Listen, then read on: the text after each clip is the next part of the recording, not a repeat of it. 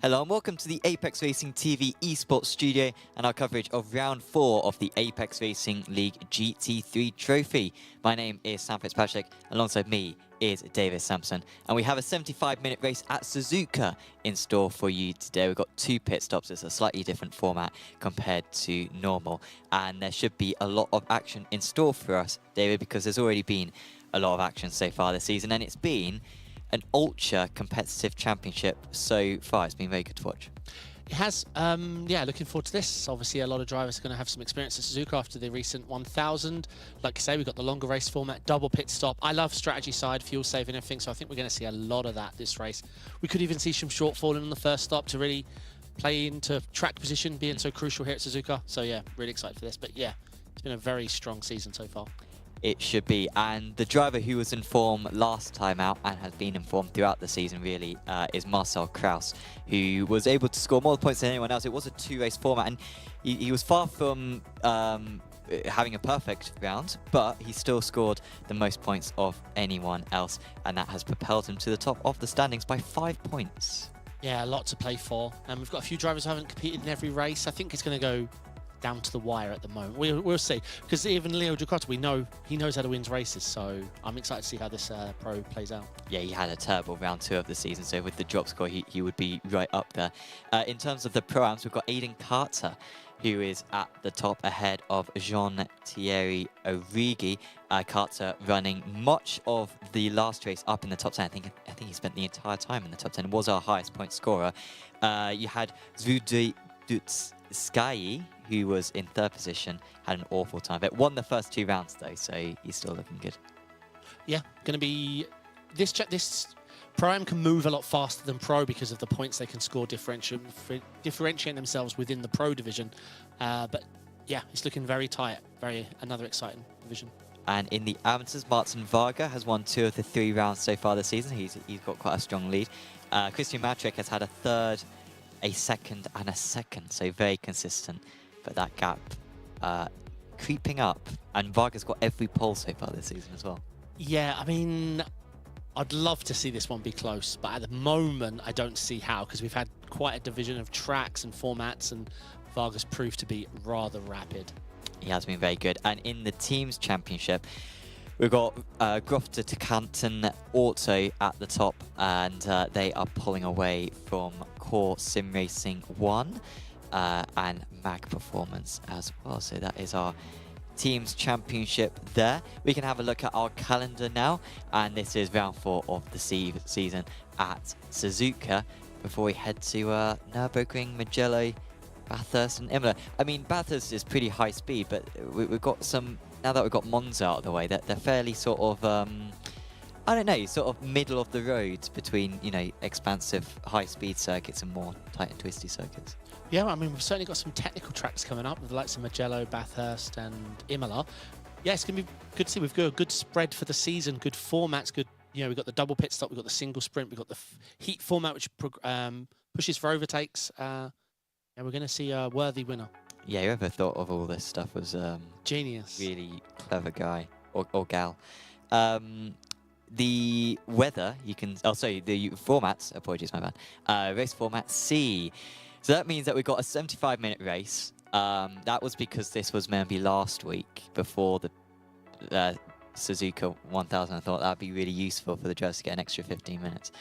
And in the end, I sort of messed it up. But it's 50% fuel tank capacity. So I think the interesting thing today will be, I mean, you mentioned it before in terms of taking a short stop. Also, do you take tyres? Because we tried this format last season as well. And actually, that was at Spa, which is a much lower tyre consumption circuit, I assume. But it was better to not take tyres because you lost so much track position when you did take tyres that it was very tricky to get it back. But it did mean that the last 5 minutes for the drivers who didn't change tyres were very sketchy. Yeah, I mean, I haven't done the strategy in my head, and I know it's 50% fuel, so I can't really do it in my head. But for me, I'd be leaning towards shorter fuel first pit stop, probably no tyres, to get that track position. And then I know you kind of want to get tyres early because you get to use them, but I think tyres on the second pit once you've got the more higher yield of fuel. But I think we're going to see drivers shorten that fuel, get the track position. It's hard to overtake here, especially if you're of a similar skill set. But as I say, I cooked that up in 30 seconds. Sure.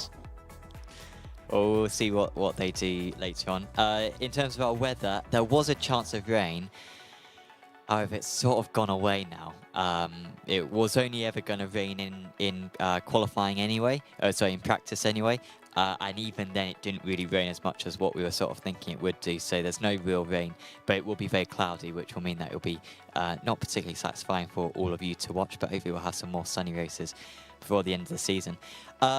Talking of a new season, of course, the new season of iRacing is coming up fairly soon, and this is a pretty good time to get a subscription to Apex Racing Academy. Our Black Friday deals are open, and you can see you can save 25% on an annual gold subscription with the code BFGold2025 and 40% on an annual silver, and that's our most common subscription as well that people get, because it gives you access to all the setups that are designed by Apex Racing Academy for all 50 plus different cars on the service, and so that's a really good one to get, and that is a discount code of BF2025, so thoroughly recommend registering for that. Well said. I wonder if the code BF like 2024 still works though, like previous years. Yeah, give it a go. I think it's still 40% off, so it's, I don't know. You're not really benefiting anything right now, but I mean, yeah, you know, give it a go, anyone. Maybe you can apply 2 coupons. Stack We'll them. be paying you before long, so. Correct, to get a refund. Yeah. And some sets. Here is our track. We've got a couple of highlights as well from previous races. This is a GT3 highlight between Aleix Nogue, and this is a very nice move, and hopefully we see a move similar to this later on today. It does promote good racing, this track. As like I mentioned, hard to overtake. Yeah, I'm going to be excited to see how it pans out. The twisty S's, Yep. all about just hooking up the exit. It seems so tempting to try and carry speed, but you're not going to be passed. You just got to focus on ultimate lap time and traction. Here's the opportunity into the hairpin, not an easy one to make, and that was Andonovski having to go defensive, and a very common contact, I'd say, there. You can go on the inside of the hairpin, but if the other driver doesn't open up the line themselves, then there's not really anywhere for you to go. Then into Spoon corner, I think the most tricky corner on the circuit, and then of course we had the long back straights. Yeah, Spoon always worries me in endurance for sure, especially over the years with the time model and the curb changes we've had. Might see some side-by-side at 130R like we saw there, and then also some side-by-side here if the drivers afford enough space at the chicane. And of course then the battle can continue all the way down into T1 again on the following lap. So that is our circuit for today. In terms of our picks, before each round we predict who's going to win in each of the categories. For today I've gone for Make Palach in the pros. I feel like course sim racing, I don't actually know if Make did Suzuka, but I feel like he probably did. I think Core usually take the special events quite seriously, I think. For the Pro-Ams, I think someone was making fun about how I mispronounced Yihor's name. I've been really trying this week. It's Yihor Zvudetskai. Zvudetskai. Sure, I've got your back. I think it helps if you try to do a Ukrainian accent as well, but I'm not going to try to do that. In the amateurs, I've gone for Christian Malczek. I think I went for Malczek last time out because he's been like second or third every round, and I think I am just going to stick with Malczek until he wins something this season. I have gone with all different names this time. I've gone with Agard for Pro. I think pound for pound, he's been one of my favourite drivers on the grid, scoring solid points throughout the season. I think he's going to have a very good season the way he's running. I also think the same about Yihor, so you've gone with him as well. I mean, I've picked I'm almost picking championship winners here, I feel like, not just the race winners. And Martin Varga, I don't know how he can be stopped in AM unless he just so happened to race at his strongest tracks recently and this is the end for him, but I just don't see it. He seems to be the real deal. He has been very good, and of course has got pole position every round so far. We're going to find out who is doing well in qualifying in just a bit. We'll go to an advert first, and then we'll be back with you. Are you struggling for consistency in your sim racing? Does your iRating look like a roller coaster? If so, we have good news for you. The way to get more consistent is to first understand what you're doing differently than the professionals. And VRS is the answer. With our competitive subscription, You will have the telemetry, setups, tutorials, and everything else you need to fully analyze your driving. Our data packs and the ability to compare your driving with the best in the world will show you exactly where to adjust your inputs, change your driving line, and shave seconds off of your lap times. And our powerful and precise Direct Force Pro wheelbase and precision pedals are being used by some of the world's best drivers. All these champions agree that VRS hardware is not just the best on the market, it's also priced well below the competition. So if you're looking to upgrade to direct drive and the best pedals in sim racing, VRS is your answer. If you want to get better, get faster,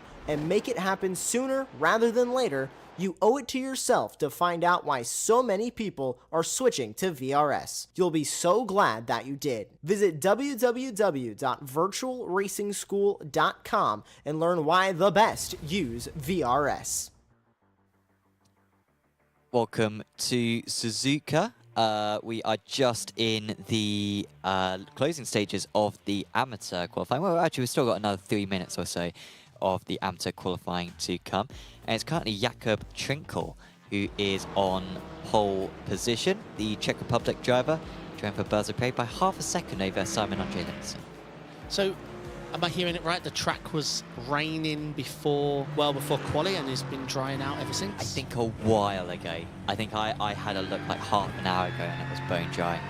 So I don't think there's an ounce of water on the tarmac now. Understood. Do you enjoy driving this circuit? I do. It's just been a hot minute. I won here in top split Suzuka 10 hour with drivers like Gustavo Ariel, Tony Kanaan, Bruno, some big names. So it was very nerve-wracking. I put in thousands of hours. You know, this was pandemic times. Sure. But yeah, we won. I was very nervous. I don't think TK's ever forgiven me because we left him. He had one stick to do at the end. He was in the Lambo. We had forgot to put the endurance light package on, so the lights were pretty dim. And he had well, one 1X would have been a drive-through and would have not won the race. So, here you go. You've got the night stint, your lights don't work, and you mustn't get a 1X. No pressure. Well, was it that close between you and second place? No, it was not, but it was close enough that a drive-through would have destroyed it, yeah. Oh, yeah, yeah. Gustavo's pretty quick.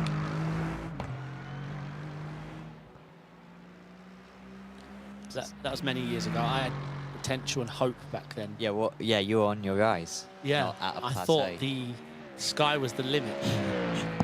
But no, that was it. Do you think you'll start? Do you think you might start going down? Do you think you start to gain worse? No. Do you because think I'm you will start to wise. get worse? Because if you race less, you can absorb more. I still race in my head, like all the lines. Sure. I race enough to get by. I don't race as much as I used to, but I have more time to watch and learn as well. And I don't drive as aggressive with my feet and hands and Sure. a lot calmer. I'm older and wiser. Yeah. Maybe a 10th though. Metgalev is yet to put in a lap time, but he does now, up to P9. Jan Schuttler is also yet to put in a time. Russ Fowler on a purple out there in Sector 3. So Schuttler can start this lap now and see how he does. Fowler, and he's going through the second part of Spoon. There you go. We have this fancy angle on the mirror. Fowler currently 1 second off the pace. I mean, so far this season, it's been all Martin Varga in qualifying, but today he is over a second off the pace. So quite an upset there. Maybe not being able to do quite as much practice as previous rounds. And the other amateurs will fancy their chances. Malchek, though, second place in the amateur championship, down in 11th position, but he's on an improvement right now. This does look like it's going to be a lot better. Blahut moves up into second position. Malchek moves up to 4th. So it gets worse for Varga. Livingston up to 2nd and Fowler up to 5th. Pirelli now 4th. And in Who's actually got left on a lap? Sova maybe, yeah, Sova. And Schuttler. Sova's on all improvements in every sector so far. As they say, it's not sober till it's sober. Yeah, you say that. Yeah. Why does this track have 6 sectors? It's one of the older ones. It's insane. I think like Alton Park has 6 or something. As Sova, wow. That old phrase was apt. He moves up to 3rd.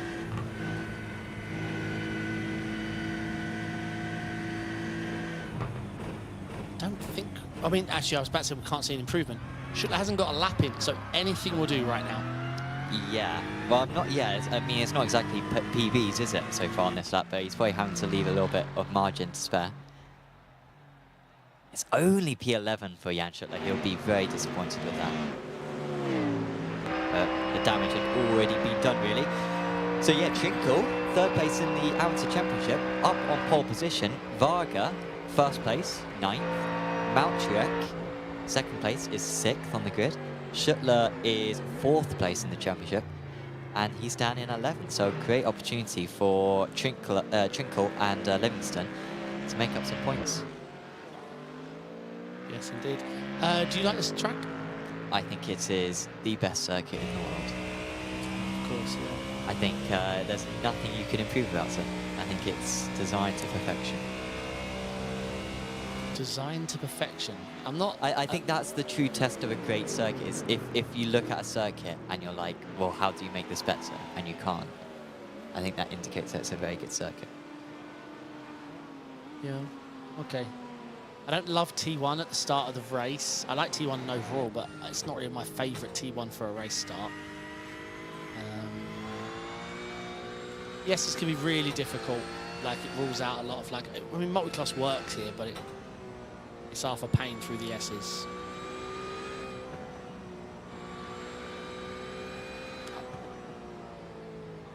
What football shirt do we think Alex Rodgers is wearing? Is that Brentford? Sunderland? Not sure. I'm going to have a close look. I wish we had a camera on Sam right now.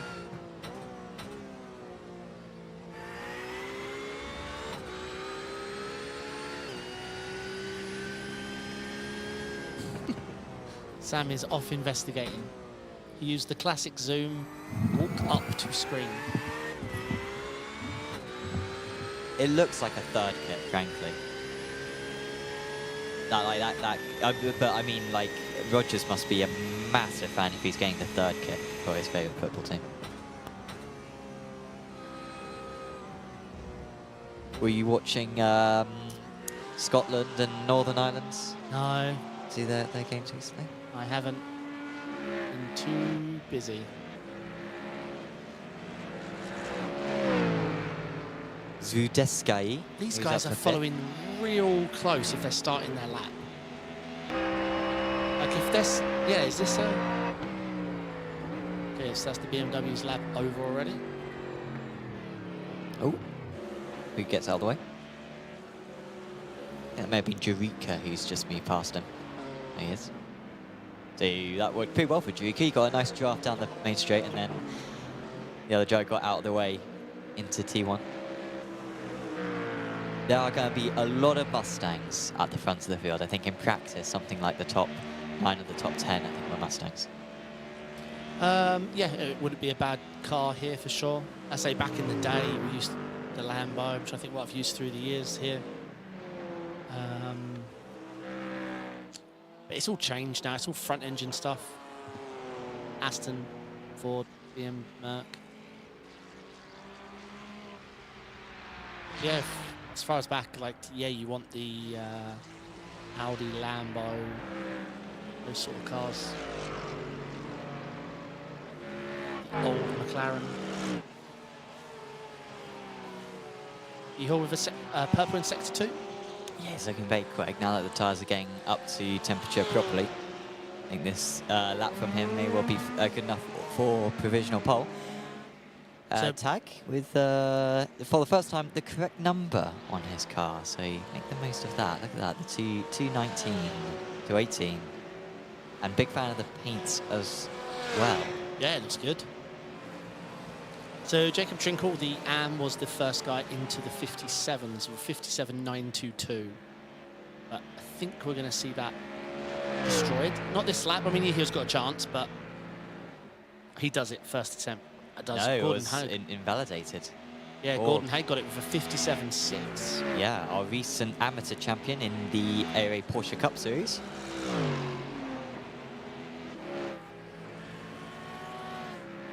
And Jean-Thierry Arrigui's had a good season up there in P3 as it stands, but the tyres are probably still getting better. Marcus Fox to 3rd position. Who was your pick for today? It was your friend and mine, Ihor Zudetski. No, Pro. Sorry. Aye. Make Palach. Ah, okay. Hopefully he's actually around today. Yeah, he is. Good. Lots of the core one, guys. Ihor is lighting up the timings purple until he sets yellow. Yeah, so he's both of our picks, which says a lot because we never agree on anything.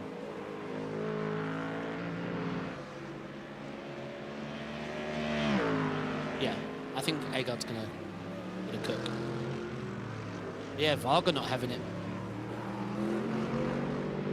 Not his day today. No, anything but. Another purple sector. 3 out of 4 ain't bad. That's Bon Jovi, right? Meatloaf. Bon Jovi. Meatloaf. 3 out of 4 ain't bad. Is it 2 out of 3 ain't bad? It's 2 out of 3 ain't bad. Oh well. Sure. We'll edit this before it goes to YouTube, right? Yeah. So here comes Ihor. It is looking like a quick lap time. I think this will be good enough for 1st position. It's a question of whether anyone else can match him. He's actually not taking the shallow line. He still believes in himself for this next lap at 57.2. He's got time for maybe 2 more laps if he's got the fuel. At least 1 more. Org, I don't think was able to improve. Maybe he did improve on that one. Not quite sure. Or it was an off track. Mola up into 5th position. McRae up to 6th. He did improve, yeah. Or it's an off track, see what you're saying, yeah. Fox up to 3rd. What a lap from Trinkle at the moment, though. Jacob Trinkle's 6 positions ahead of his nearest competitor, Simon Andre Livingston. Alex Rogers is going to be soon across the line, and he's looking pretty pacey, or has he gone back to the pits? I'm not sure, because that time is now up to 2 minutes 15. Yeah, that's the end of Rogers qualifying. I think he would have been much higher up there if he could have got a clean lap in. If I know Alex Rogers, he never qualifies good and overtakes everyone in the race. That's been the season trend. Sure. Definitely clocked up the most overtakes this season. Remember if Rogers won the championship last season? I'll have a look. We didn't do a studio broadcast for it. I did cover some of the rounds nonetheless, but all of them.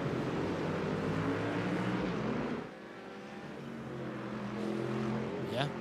Rogers was 2nd place last season in the amateurs. I think he may have finished runner-up in the amateurs twice, actually, Rogers, but his iRating is so high now that he has just been lumped straight into the Pro-Ams.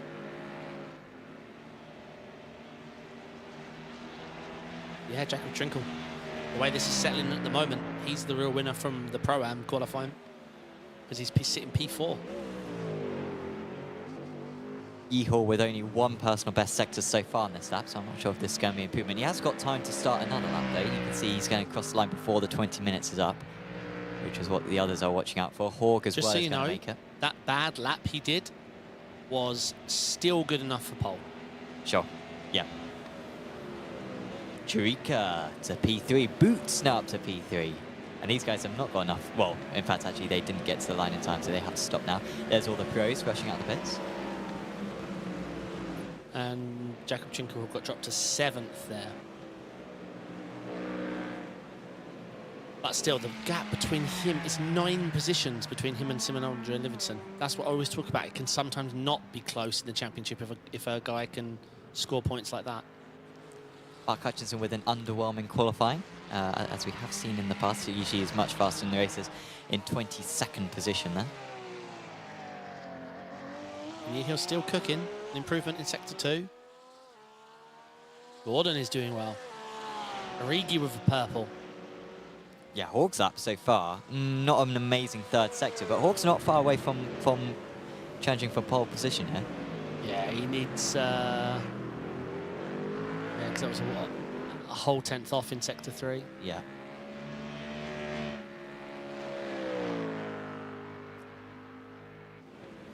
Possible to find some time at Spoon, though. He can really expand the corner as much as possible. Has he driven that in a little bit deep? Yep, maybe that's an off-track. I feel like it's pretty tight on that off-track, isn't it? Especially if you go off the circuit early. Yeah, that might be it for Hawk. And he has gone back to the pits. Yeah, shame. One exit, but he was pushing for his life. His new chance of pole was low there with that Sector 3. Origi looking good. There's a bit of a gap between Jurika and Fox, or about a 10th of a second. I wonder if he's just going to be able to slot his car into that. Origi's staying far to the right. Where's he move up to? Oh, P3. third, wow. Yeah, they are very close in amongst that bit. Yeah, I mean, third 747, then 773, 784, and 789. Very close indeed. And a 703 for P2. Oh no, ignore me, that was his last lap. Thoughts on Osborne's livery? I was looking at telemetry. Was it the dark one? Yeah, it's good. Yeah, I like it. Lots of metallic-y, what's the word? Chromatic paints. Yeah, I mean, it's a lot. It is a lot. Maybe didn't need so many primary colours, but it's nice. Because what's that? It literally has green, yellow, blue. But still nice.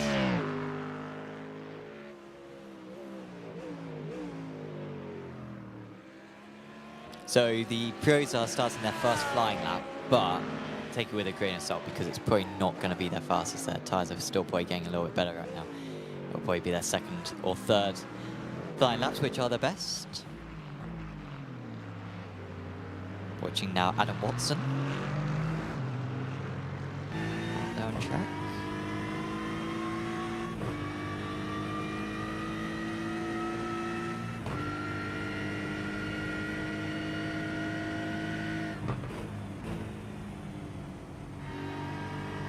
And this is probably going to be the weather that we see probably for the entire race, with it being extremely overcast and a bit of rain, oh sorry, a little bit of fogginess as well, around as well. But no sign of rain on the radar. We've had a fair share at this track, haven't we, in the past? Yeah, because we did a round of Apex Racing League Endurance in the wet air. Very last year. Did you see that about the new iRacing news? Yeah, they're going to turn down the highest level of rain and make percentages more accurate, and yeah, excited to see.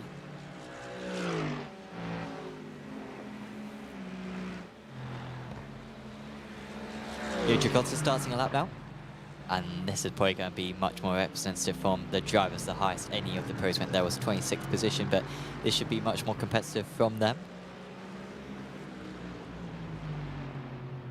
I love the overlay at the bottom, the sector breakdown to colours. I think it's brilliant. I think I may have mentioned it before, but I would like Pascal from SDK Gaming to do the MotoGP thing, where you have the sectors on the right on the timing tower. Oh, yeah. But that's still something that even the F1 broadcast hasn't got, so I mean, we shouldn't be too impatient seeing that. I would like the AWS predicted lap time. Oh, I mean, yeah, I'd love that. Predicted lap time. Yeah, literally, like it would pop up saying, "Hey God, AWS predicted for a 1:57.1." I wouldn't mind that in terms of if it got to the end of Sector 2, it was like predicted position P4, something like that. Oh, what? In live, it changes underneath their name right now. P6, P5, P8. Yeah, like a predict. Yeah. Okay.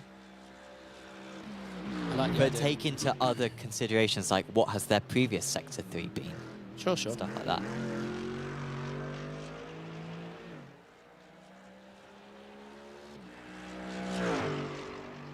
No purples. No purples at the moment. Jan Volmers only to 33rd, but I think that was his first final lap.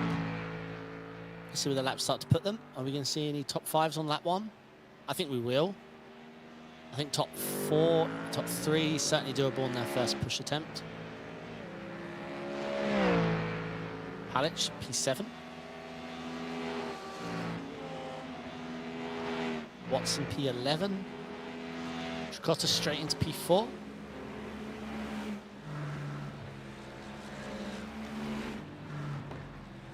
Maybe some 1Xs out there. Not seeing a lot of laps log. Yeah, Zvudetskay's lap is looking pretty good at the moment. He might be getting quietly excited right now, because that's quite a lot of time to gain, and obviously, yeah, the tyres will still be getting better, but like you said, we're not really seeing any purple out there. Looks like Yeehaw's pretty much got a lockdown on almost the fastest sector of all the way around the lap. But there goes Osborne with the fastest 3rd sector at least. Proving that lots of colours can work.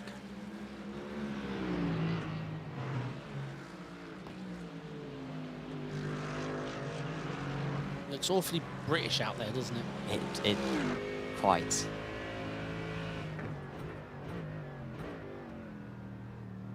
Should mean that there's plenty of grip out on the circuit, at least for the drivers.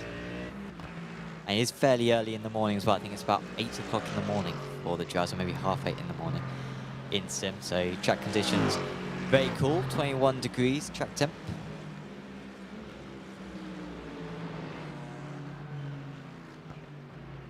Bennett Parsons with the fastest 4th sector of anyone. Oh, a huge slide there for Dragota. He might get away with that, but again, I'm not quite sure. It's very strict if you go off this circuit too early on the exit screen. I quite like the core livery. It's very understated, but I don't hate it.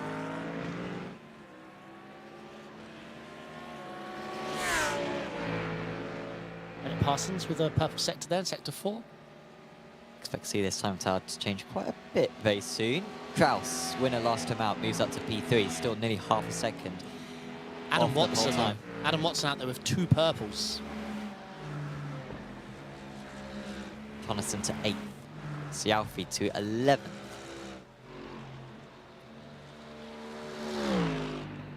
Where is Adam Watson? Let's look. 13 flat, really good sector 3. Oh, well, this is the start of another lap for him, so maybe you 1x'd it on the last lap. What a shame that last lap. Yeah. That last lap was... it was sector 2. I'm assuming he lost like 2.5 tenths, but every other sector than sector 2 puts him nigh on first place. So watch this space.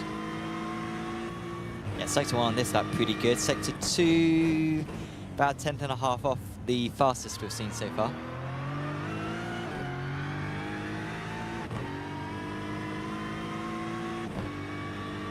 And he will have, this will actually be his last attempt as well. This is it for Adam Watson. Bennett passes with another purple 4th sector. He really is nailing that part of the circuit. I think that must be the hairpin, maybe? Maybe spoon corner? Here is Bennett Parsons, yet to put in a lap, but his first sector is weak. Yeah, and I think there's 2 purples I've seen him pick up, but not having it all his way. So actually, he might get one more lap in. I think he will, because it's 57. Yeah, he'll cross the line. Yeah, I mean, it's going to be just. close.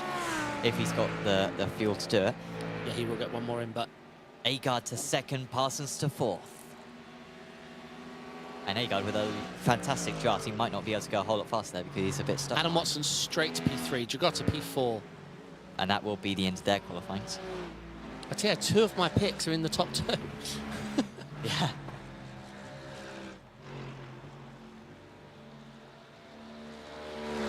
But Marcel Kraus, winner last time out, down in 9th position. but he is on another lap. Has he got enough time for another lap? So Not sure, he was pretty Yeehaul's close. pace and racecraft for his 3.2 KI rating is Yeah. pretty stellar. Yeah, lower iRacing than me. Yes, you'd think he'd be, you know, 25th. Yeah. No, I mean, that's being generous to me. I think I'd be at least a second off the pace. No, you wouldn't, Sam. You may not do any prep, but you're a good driver. Thank you. I do tens of thousands of hours prep. That's the only difference. That's the only difference. You're like, oh, I haven't got a setup. Ah, fix will do. I just like the fuel.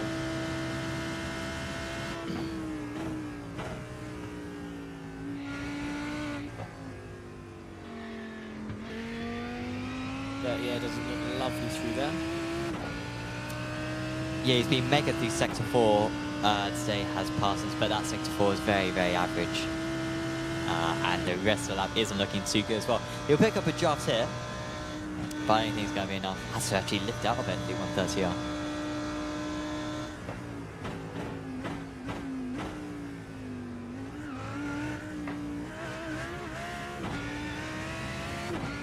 Nice looking end. So, Agard is just behind these guys. Palic purpled the last sector there. And he gets in there just before the checker flag came out. Agard wasn't quick enough to get to the line. And so that will be, yeah, good news for my pick. Make Palic to get up into 5th place. But what an upset in qualifying then. We've got a 3-minute interlude now before we go into the race. But we've got a pro am on pole. After a special event here. Yeah. We need to rename the pro class. Pro-ish. I'd like to see how Yeehaw did in the 1,000 kilometers. Yeah, no, stellar a lot lap. of practice. Stellar lap. Nicely Adam as well. It's been a while since he cooked in qualifying. He's had some really good races, but not the best qualifyings. But yeah, great punch. Yeah, it looks pretty competitive out there. Of course, if you want to get more competitive yourselves, make sure to head over to apexracingac.com and take advantage of the Black Friday deals that Apex Racing Academy are hosting. You can use the discount code BFGOLD2025 for a 25% off a gold subscription. So that gets you all of SDK Gaming as well as Apex Racing Academy. So that's a very good, and some coaching. Yeah, a really good offer there. Or you can get 40% off an annual silver subscription, which is our most common subscription that people get, and that is with the code BF2025. So head over to apexracingac.com in order to get setups and track guides and much more with them. What I did is just join Apex and you get it for free. Or you can do that. Yeah, that's what I did. Yeah, I get it for free as well. And You don't use it though. I don't use it. You use I'm Fixex. a bit more humble than that. I don't like to, you know, didn't like to have too much of an advantage. Adam Watson in chat saying, not bad after first lap was 30 minutes into practice. So he only had an hour of practice. And plus, I swear that lap that he invalidated, I did the math quickly. Apart from Sector 2, it looked on for pole. Sure. Apart from the mess up in Sector 2 and the off track. Yeah. If we had one less corner, then yeah, exactly. Maybe he would have been on pole.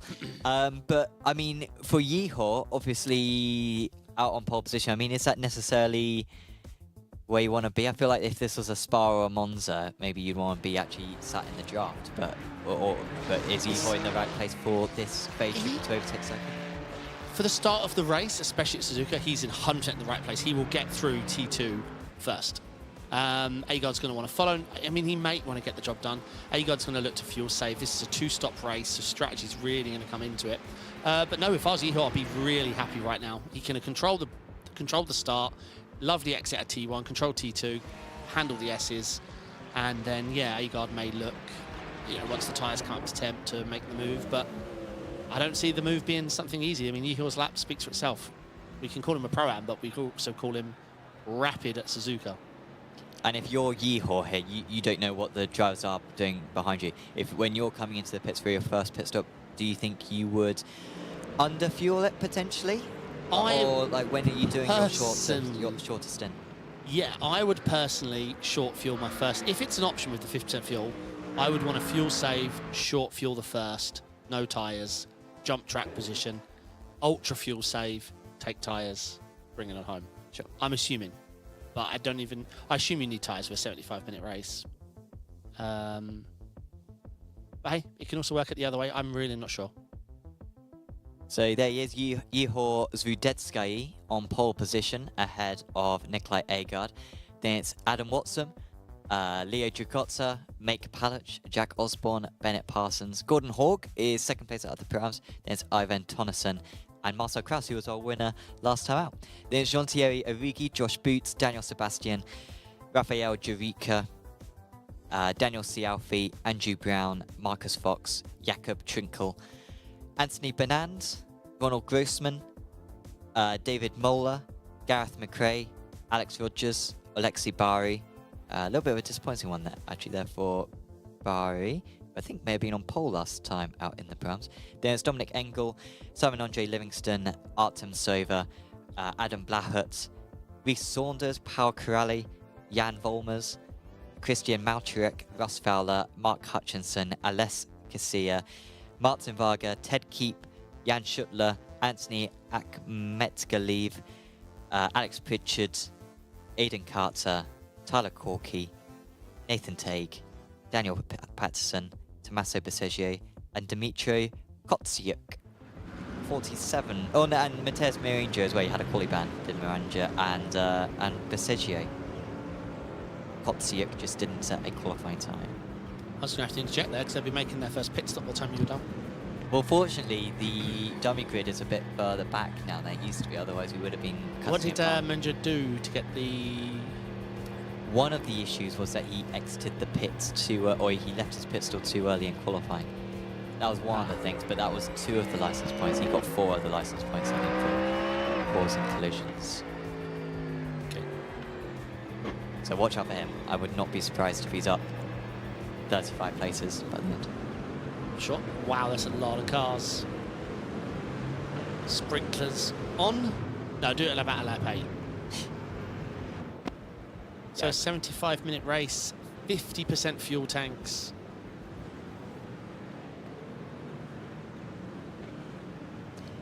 Yeah, here we go then. Ihor Zvudetsky on pole position. He has control of the field. He backs them up a lot. They are crawling along. Now he launches it and he gets a very nice jump on the rest of the field. Great start for Leo Drukotsa.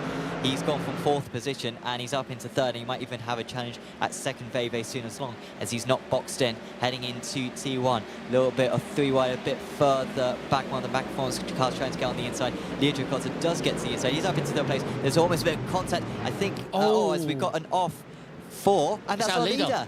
On the cold tyres. Wrong. He has lost his rear wing. And that is a what huge is that disappointment for Ihor. 3rd time's a charm.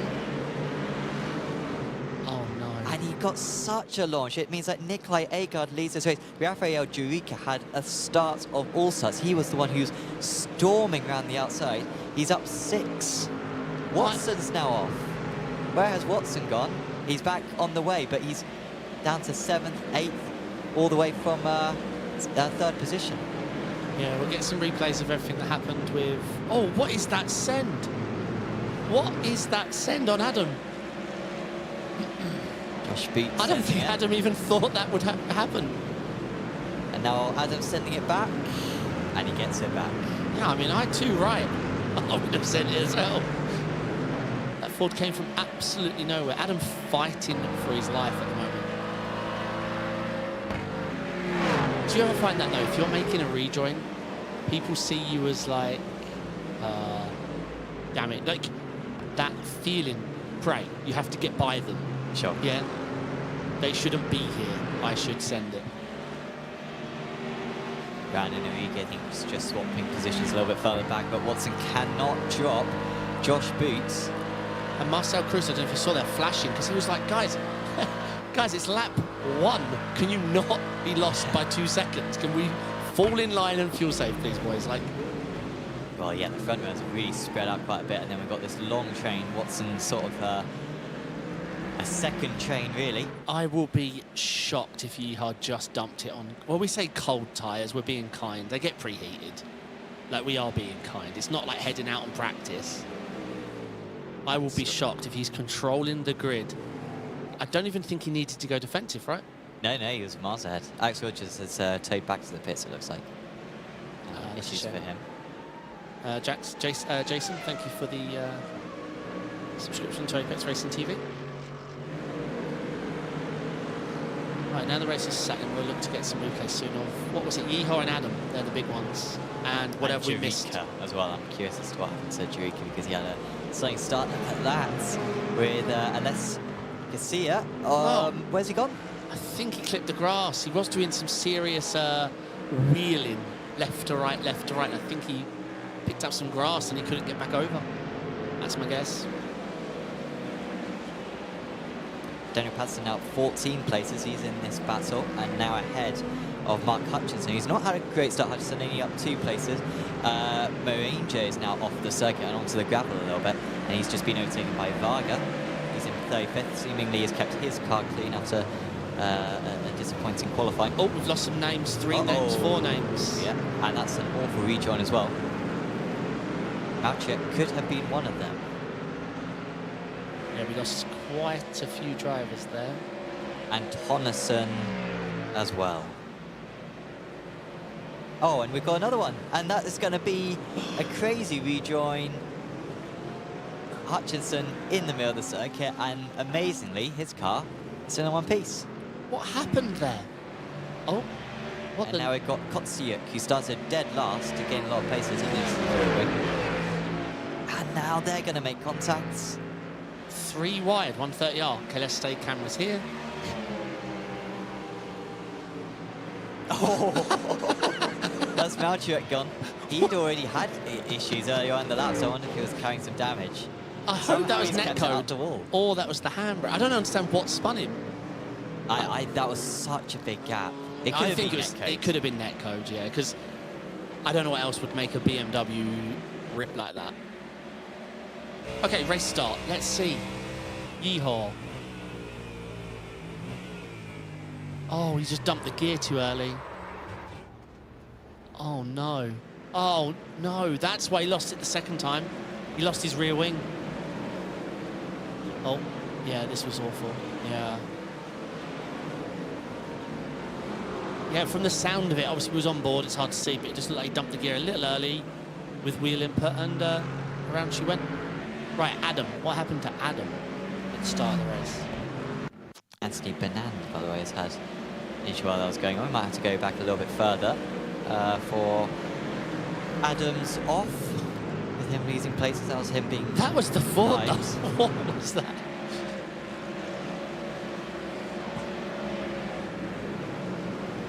And yeah, Adam was always going to send it back here. Yeah, I don't know if we can get the replay of Adam just before the where we joined him previously. Here we go. Yeah, this is it. So he's P2 at this moment, right? Yeah. So whoa. So he catches it, but yeah, it's just in a really awkward spot. And then could we go back to green flag and... Oh, actually, we're going to get another replay of this, which is good. So what's this, on shift? No, just no traction. Great save. Yeah. Someone's driven a skip barber. Yeah, and then could we get a replay of Jurika's start, maybe from like the green flag, maybe? Because Jurika were up 7 really early on. He just went round the outside of everyone at T1. Like, while everyone else was struggling for grip, he just sent it. And it's starting to get a little bit lighter now here at Suzuka. But yeah, scan down the order. I see Schuttler up at 13.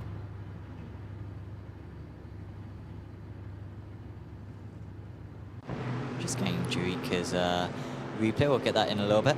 Trinkle still top of the amateurs, up in 16th place as it stands, up 2 places from where he started. Livingston and Blackhurt's a little bit closer to him, and Schuttler as well, up 13 places. He's had a great start in the amateurs, but still with a decent margin as the Czech Republic driver. There is only 2 people in the top 30 down positions, by the way. Oh man, that was who was in the mag car? Marcel Kraus, I think. He was pulling some shapes. So this is what Jurika gets 7 positions. Let's see how this transpires. Yeet. There's 1. Oh, we he got tab clipped. as well. 2. He focuses on the exit, so just the 2 there, but maybe a third for the person who was alongside him. Yeah, obviously. Oh, so who was that? I think we missed that. Who was that he spun around? It must have been either... Was it Tonneson? Or Pal Corelli? No, Corelli was starting further down. It was BMW, so Ted Keith? No. Oh, yeah, it was Malatrek. It must have been Malatrek. Unless it wasn't a BMW. No, it was Tonneson. It was, yeah, it's Mercedes. Mercedes. He is back on his way, but 35th position now for him. A skid barber, indeed, Yeah, Phil. lovely stuff, Phil.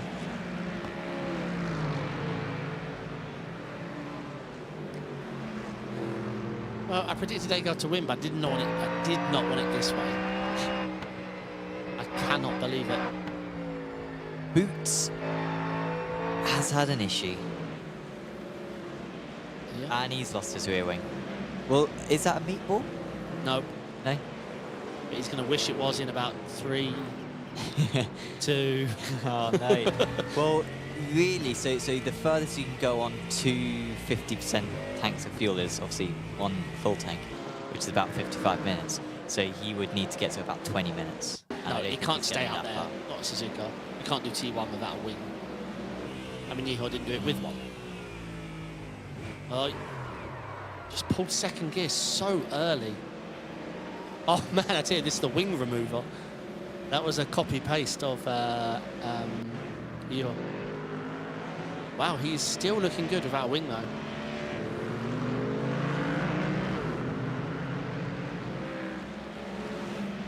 Some nice liveries today. Mm. And sunlight. I don't know what to do with myself, Sam. I'm feeling in a perkier mood now. Sunlight. It's going to make it feel worse though when we exit the office later on. It's sub-zero. -3, and there's not. Yeah. It's been so cold, unbelievable. So Jurika got past Watson earlier on after Watson's half spin. And Adam will be frustrated because he had a shot at probably the race win. I think any shot of that's probably gone already today with the amount of traffic. He's now quite ahead of him with 2 Pro-Ams currently beating him. Of course, it's Hawk now leader of the Pro-Ams in this race. And yeah, hasn't had a great season actually as Gordon Hawk. Been fairly consistent, 66 points in his first round, then 54 and 54.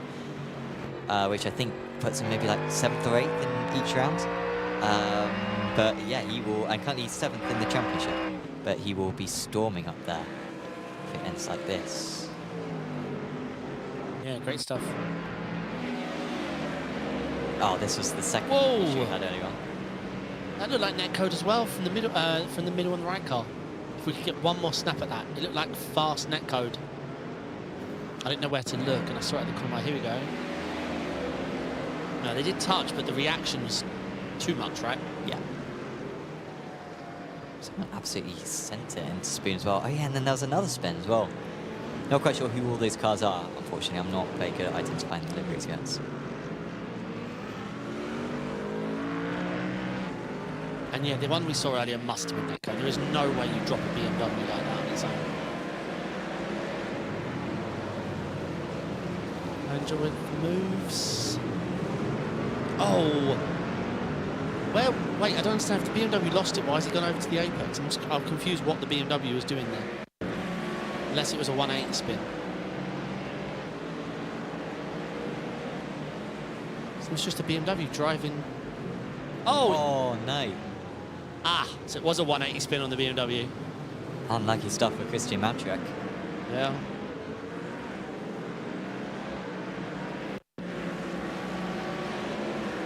How Kurali was the one who spun round. Was he tapped round? Yes. Well, yeah. I mean, you've got to pick your line through there. We all know. You can't do that. You can't, sir.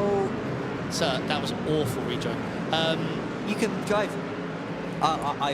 You can drive down the middle of the circuit. Yeah, but you can face backwards as well. So. But you got the right to defend it's the a middle high of the circuit. speed. Yeah, you do. But you also have the right to be backwards. But the other car's getting a penalty. What? No. It's a Yeah. high-speed corner. Yeah, and I have the, like, which leads into another corner. Like, just because you think I'm not going to drive in this part of the circuit doesn't mean that I'm not. It's just what I'm I'm allowed saying to is drive where I want. the risk. Oi, the risk through this phase of the corner. Oi, that was an awful rejoin from the BMW. So it won't matter about his penalty. He's got an opposite penalty coming. Yeah, that high-speed right and the left. You just want to be on a line. But the middle of the circuit is a line. And facing backwards is a position. This is Aiden Carter. I think he was the one who hit, and I think should get a penalty for that incident. Lucky you're not Stewart. And he actually is in a similar position here, so let's see what he does with Carl Roy. That time the inside is afforded to him, and he goes for it. Blackfoot's ahead of Schuttler as well, just ahead of these guys. Flame Carter, on. Look at that livery. yeah. Carter is the leader of the Crown Championship at the moment, but he hasn't had a good time of it so far. He had a very poor qualifying. Schuttler is on the move, up 16 positions, by the way. He is the man on the move. Well, Maringer's up 19, but he's 5-6 positions back from this.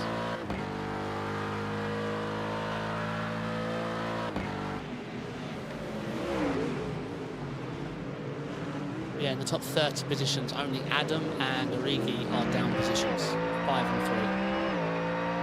It's very green on my board.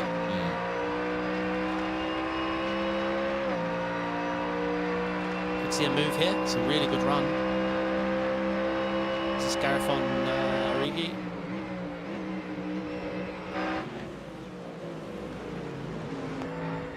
I didn't have a whole lot of confidence in that one going in, but you made it. Well, because the guy in front drove in the middle of the track. And you never know if you're going to be facing the wrong way if you drive in the middle of the track. I mean, just to reference previous conversation. I hope I never share a race circuit with you.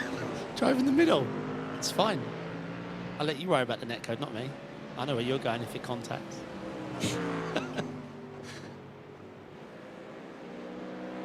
Vestigier holding off Orange at the moment.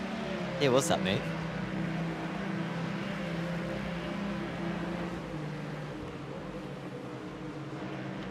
Good space being left by both. So yeah, McRae up to 14th. Origi is going down a little bit. He's now down 4 places from his race start to 15th, but still good points haul for him as it stands. Would close the gap to the championship lead. Here are the leaders of this race. Drugotza, I feel like, might just be holding back, saving fuel at the moment. It's following a little close for fuel saving. So we'll see.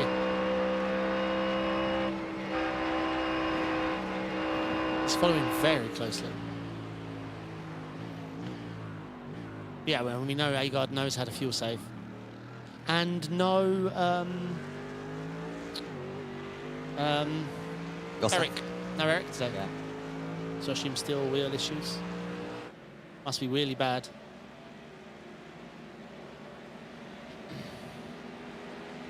No? No bite? Or are you just angry because of my middle of track comments? Yeah, I'm not really over Oh! I couldn't tell if he was going for an inside move there or lost the rear. Osborne under a lot of pressure.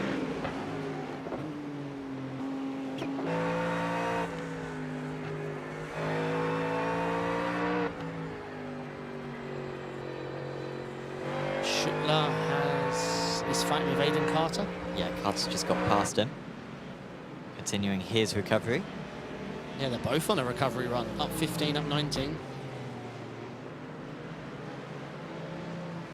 That's now 20 seconds off the lead. Here's Alex Rogers. You can see from his webcam, he is not racing anymore. Blimey. Well, that's going to be quite a hefty penalty for that other car. I want to know what happened to the other car to have him completely sideways. And what made him think forwards was the correct direction, not backwards. Tommaso Passeggio, he did have a qualifying ban for this round. Oh no, it's a fouled 1-8. Stop. No. Oh my God, mate. He went round a full 180, and do you know what he ended up with? Where he was. I think probably what happened was that he's watching out the front of the car, and he's like, oh, I'm on the edge of the circuit. I'll just go forward because I'm basically off the circuit already. And actually, he wasn't. I have no words.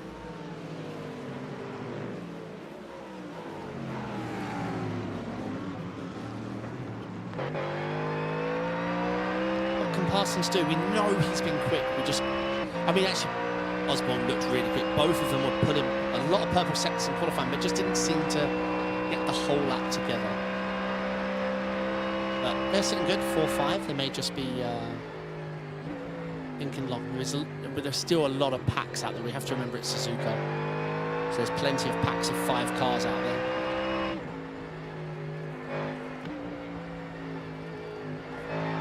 Be interested to see the fuel numbers for the first pit. I'm quite excited. But you know me and fuel and endurance and saving. Well, this is the earliest that you could pit and get to the end of the race with 2 full tanks. And maybe that's what even Tonneson is thinking. He spun on lap 1 and going for an aggressive strategy here in order to try to get himself some clean air. Because if you're a front runner, you don't really want to pit until you have to, otherwise you're going to come out in amongst fights like this. Yeah, exactly. You've got to be so careful where you're going to come out. Like if you spun near the back, it can't get much worse, right? Is Reese going to have a look?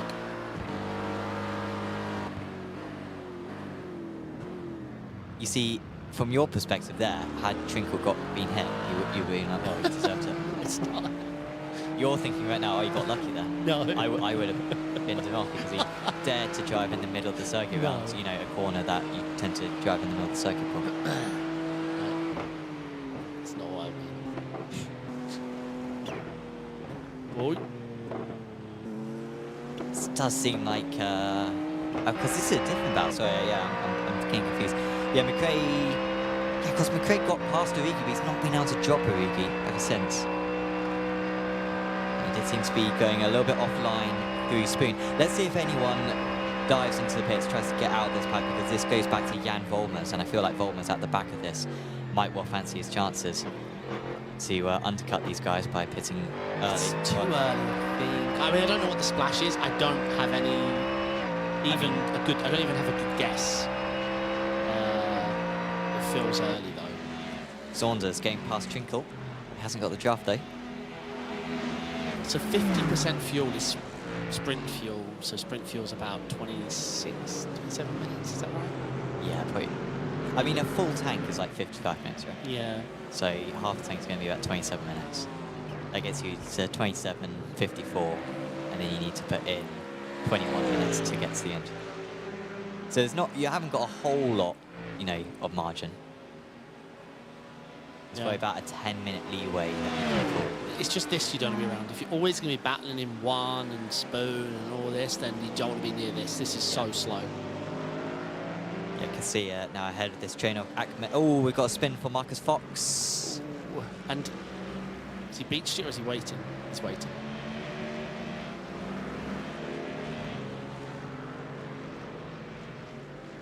That deserves a medal for how safe his region was. An actual ARA medal. Oh, again, everyone's been the same, just aggressive shifts. Oh, and he never actually caught it. It was all a myth. Was it a case like he overheated the tyres, like with that initial side? Exactly. The tyre fix that everyone's happy about is there, but you do have to drive straight for a little bit. Sure. So if you're going to hook corners together, the problem we had previous seasons is go on, down the middle. It's completely still there. Same problem. It's just now when we drive straight for literally a couple of seconds, it starts rapidly coming back down to recover. And it's some move from Rafael Jurica to move up into P6. He started his race in 14th. He gained 7 places on lap 1. And he's now got past Gordon Hawke to lead the Pro-Ams here. And Adam Watson, you were encouraging him to try to get one of them guys, or maybe even 2. He was unable to get either. And then it's Marcel Kraus, who was championship leader, just behind them. very competitive championship this is looking to be, because we have seen different drivers at the top of the standings on each of the 4 rounds, and here was the run for Watson, and he got that job. He must have been tempted. I mean, he would have died, but he must have been tempted.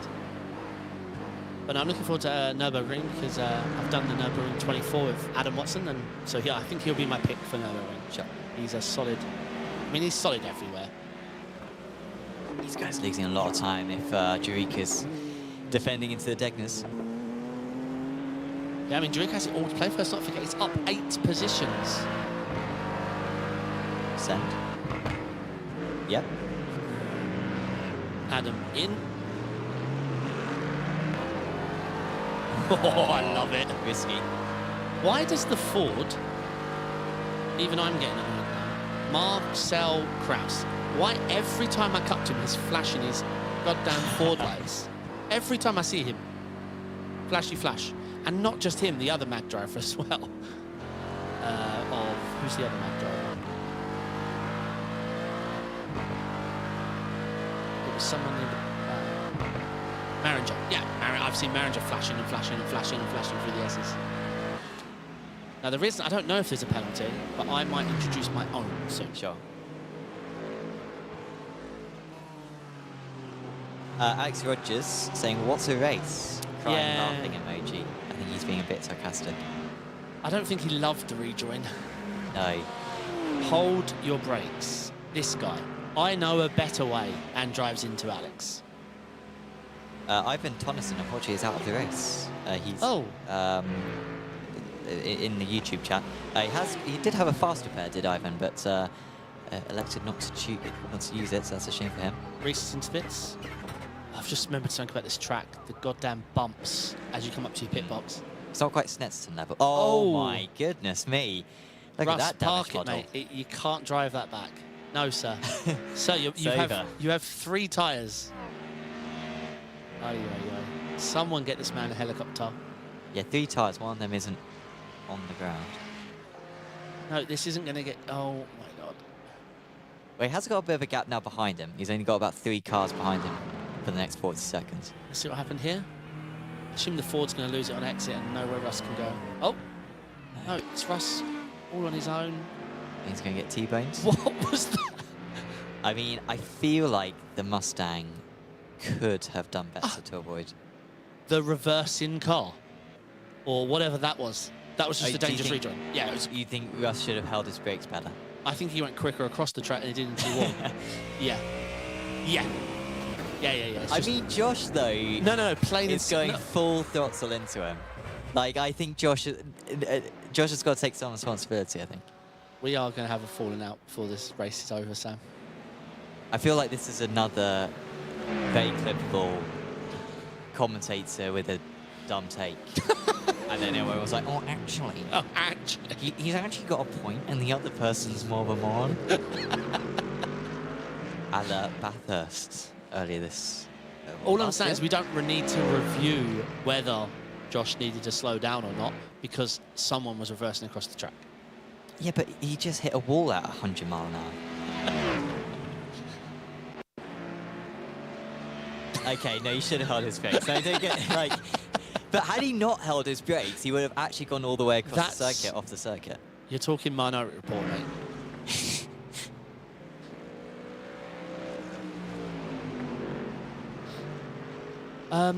It's not lost to me that Dragosta's been following very closely.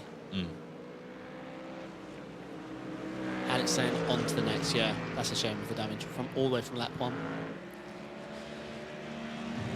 Yeah, I mean, maybe Dracosta's been able to save the fuel. Maybe Agard is just being that aggressive with fuel saving that Dracosta's finding it very easy to just follow. Adam, what's happened here then? This is him getting past Rafael Jurika. So he got past Hawk at the hairpin, and now he's got past Jurika, just showing how much pace Watson has today. He is 7.5 seconds off the pace. Oh, off the lead, sorry. Off the pace. Thank you to Ju for subscribing to Apex Racing TV. So Adam Watson on the chart now, but 3.1 seconds, and then he pairs up with Parsons, Osborne, and Pellich. So that's not bad going at all. He's lucky his car's all in one piece after what happened. Yeehaw fighting his way back through the field, but he's down 26 positions. He's got fastest up the race. He also got pole, it didn't really help though. That'd be two metrics that don't really help. Yeah, no bonus points in this series. Going through T1 4 seconds off pace would have been optimal.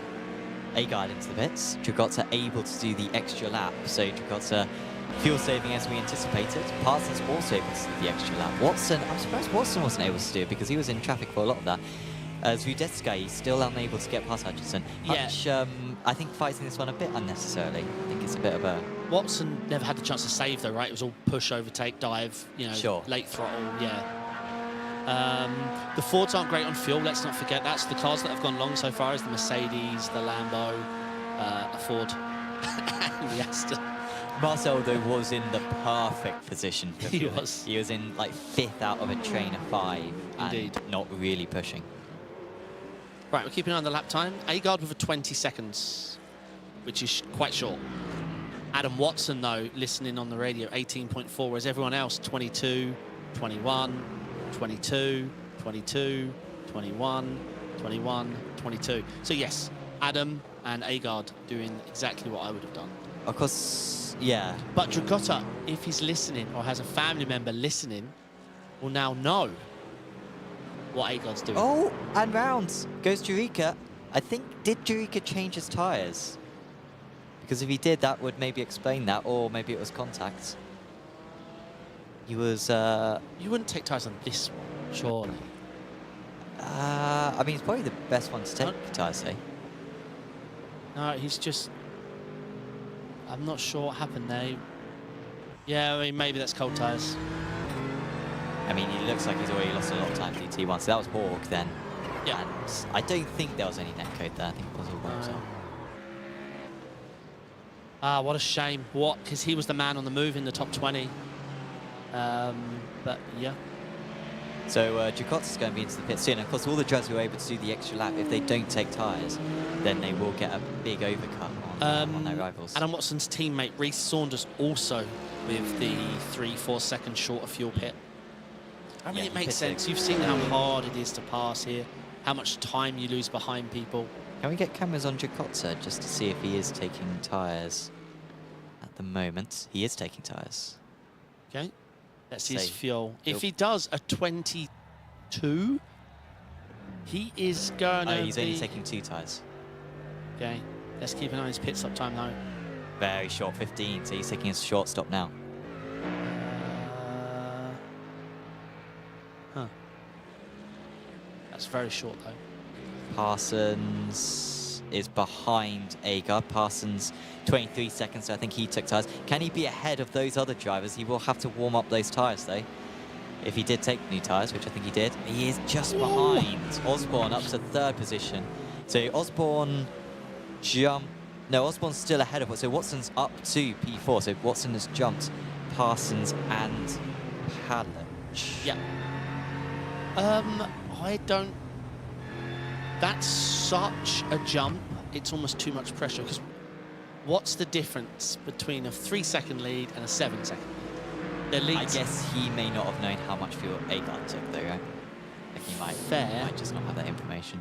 But the problem is he now needs to balance this mentally for the next pit phase quite a lot. Like the delta's going to be quite big. Of course, he's going to have to pit early and then pit into traffic, while Agard will just be able to push into free air. Yeah, so obviously I was leaning on the early, the short pit, but that's just shorter than I expected. Because we're talking, he took out basically 7 seconds of fuel. Yeah. So he will probably pit as early as probably about 18 minutes. It's not going to be long. Probably we'll get to about the 50-minute mark to pit again. Yeah, it's going to be interesting to see. Marcus Fox alongside Volmers. Volmers incredibly ahead of Fox now. They started some 14 places between each other, I believe. And now they have swapped places. Obviously, we can list the benefits of the other pit strat now. Keep an eye on Parsons, because he absolutely brimmed the tank. So his next pit stop will be short.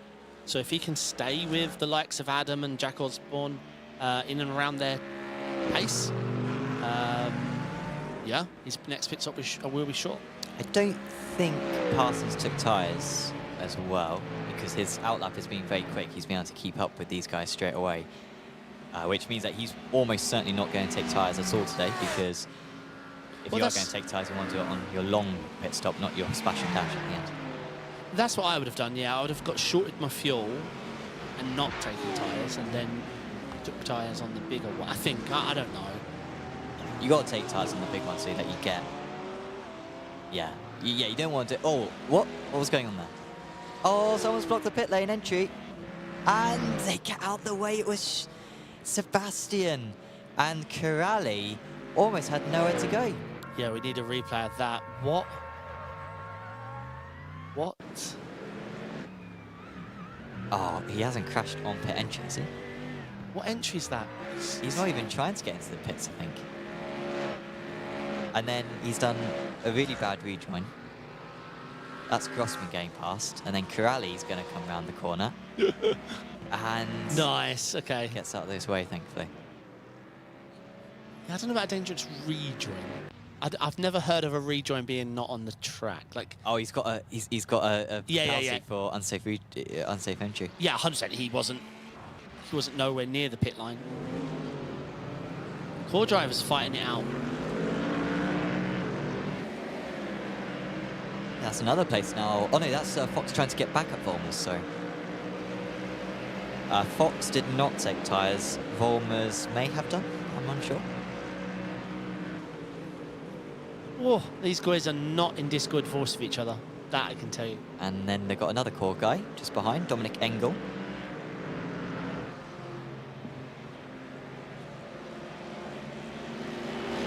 Let's see a nice inter-team battle. Let us know who you are supporting in the chats, and any insight you can give to any of the drivers. In all of our championships, I think there was a bit of a concern that Varga might run away with the amateurs this season, but with Trinkle having a very good performance today, and Livingston and Blahertz and Schuttler also ahead of him. A little bit of a scupper on that, and then the Pro-Ams looking super competitive. And the pros as well. Leo Giacosa would be in for his third race win of the season. I think he won the reverse race at Monza, but his second race meeting win. But still would be leading the championship. It's so open still. Genuinely 6 or 7 drivers who I think could win in the pro category this season. Agard is closing that gap. He started 3.2 seconds, but you would half expect that because Giacosa did take 2 new tyres, so it might be warming up. Seaworks supporting these boys' impact. Hope you're well, mate. Just scanning up and down, and I've forgotten what I was going to... Some insight I was going to share. I have forgotten. Oh, Reese, with the slightly shorter pit stop following in the likes of Adam, his teammate, he's up a whopping 20 positions. Wow. We've got sports from Mola. Go, go, go. How's he doing this race? P16, we're on board with him now. Up 5 positions. Yeah, he's had a good season.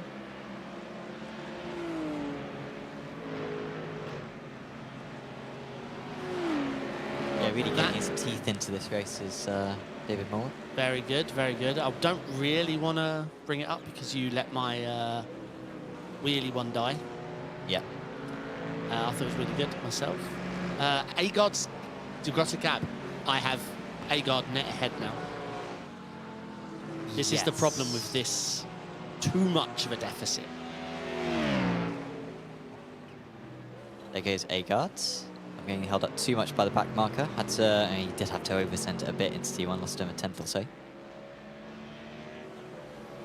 Watson super close on Osborne. It's a shame for Watson, another half second and he could have had quite a bit of clean air in front of him, but instead he's back in the traffic. If he wants this, he knows he needs to be aggressive, he needs to clear him, he needs to get a gap built because the debt always has to come paid. Like he owes the bank 2.5 seconds minimum. So yeah, if he's behind Osborne when they pit, he'll be further behind. He has the pace to clear him, but he needs to get it done.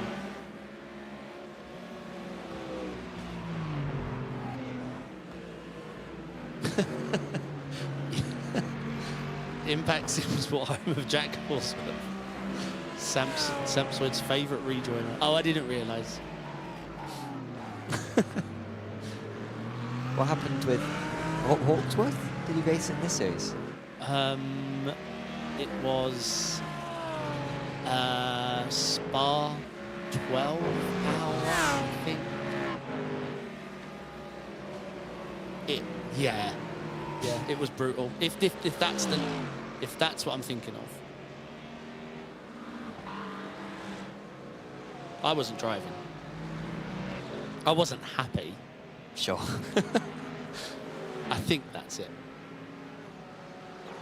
There's a gap between second and third place. Osborne, remember, taking a full service last time, so he's looking pretty good. That P3 is very legitimate for him, looking good for him to get a podium.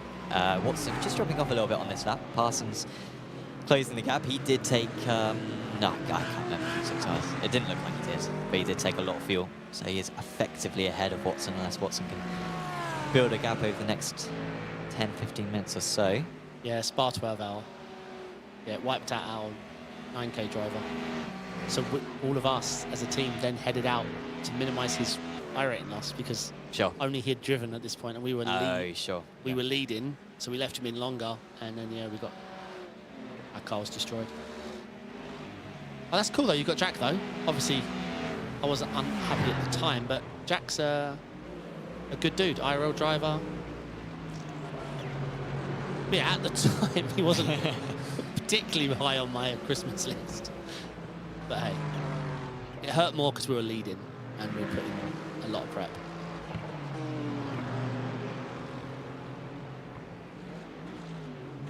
So leader of the Pro-Am category is currently Gordon Hawk again, because Rafael Jurica had a spin coming out of the pit lane. We think it was on cold tyres. So Hawk now a comfortable leader. You can see he's got 7 seconds to the next car. Kyle Roy, mistake. He is dropping. Kyle Roy. Andrew Brown, we run on board with, looking to get past Gareth McCray. McCray up 11, Brown up 4. He's going to have to go the long way around, but this is going to leave him vulnerable to Origi, who's come back a little bit again. Origi was falling quite a bit earlier on, but he's back up into 13th place. Now Jurica has got past Trinkle, just behind you guys. Trinkle, in fact, has had an issue. Yeah, that's 2 we've lost now in space of a lap. And he's struggling to rejoin. This was our AM leader. Awesome qualifying. If we could get a look at that, and what happened to Kyle Roy? I wonder if Jurica had something to do with this. Jurica is the car behind.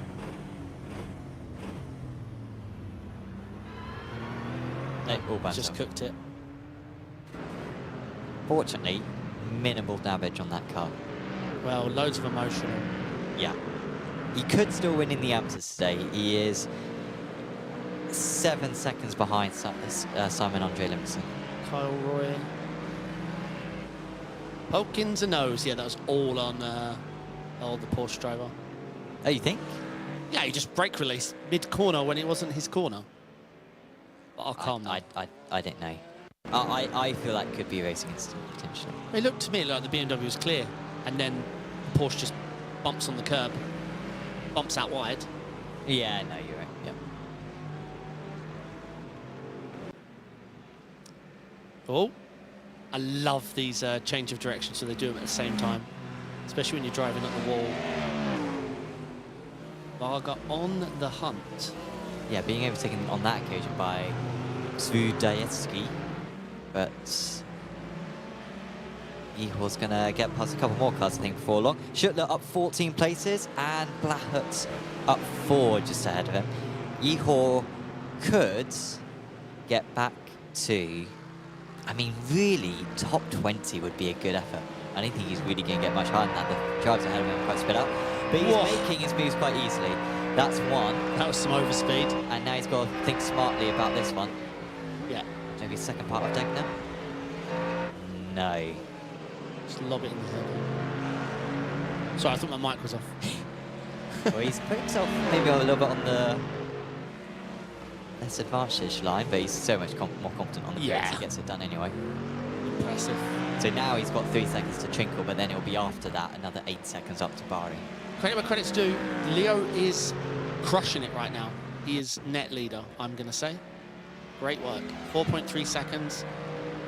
As long as he's looking after his fuel, because you know Agod's not going to pay the full deficit back. Yeah, so looking really good.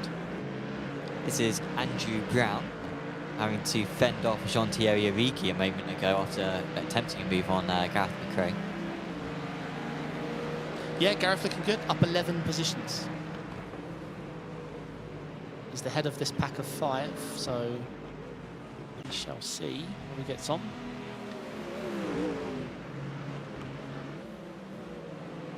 But yeah, crazy.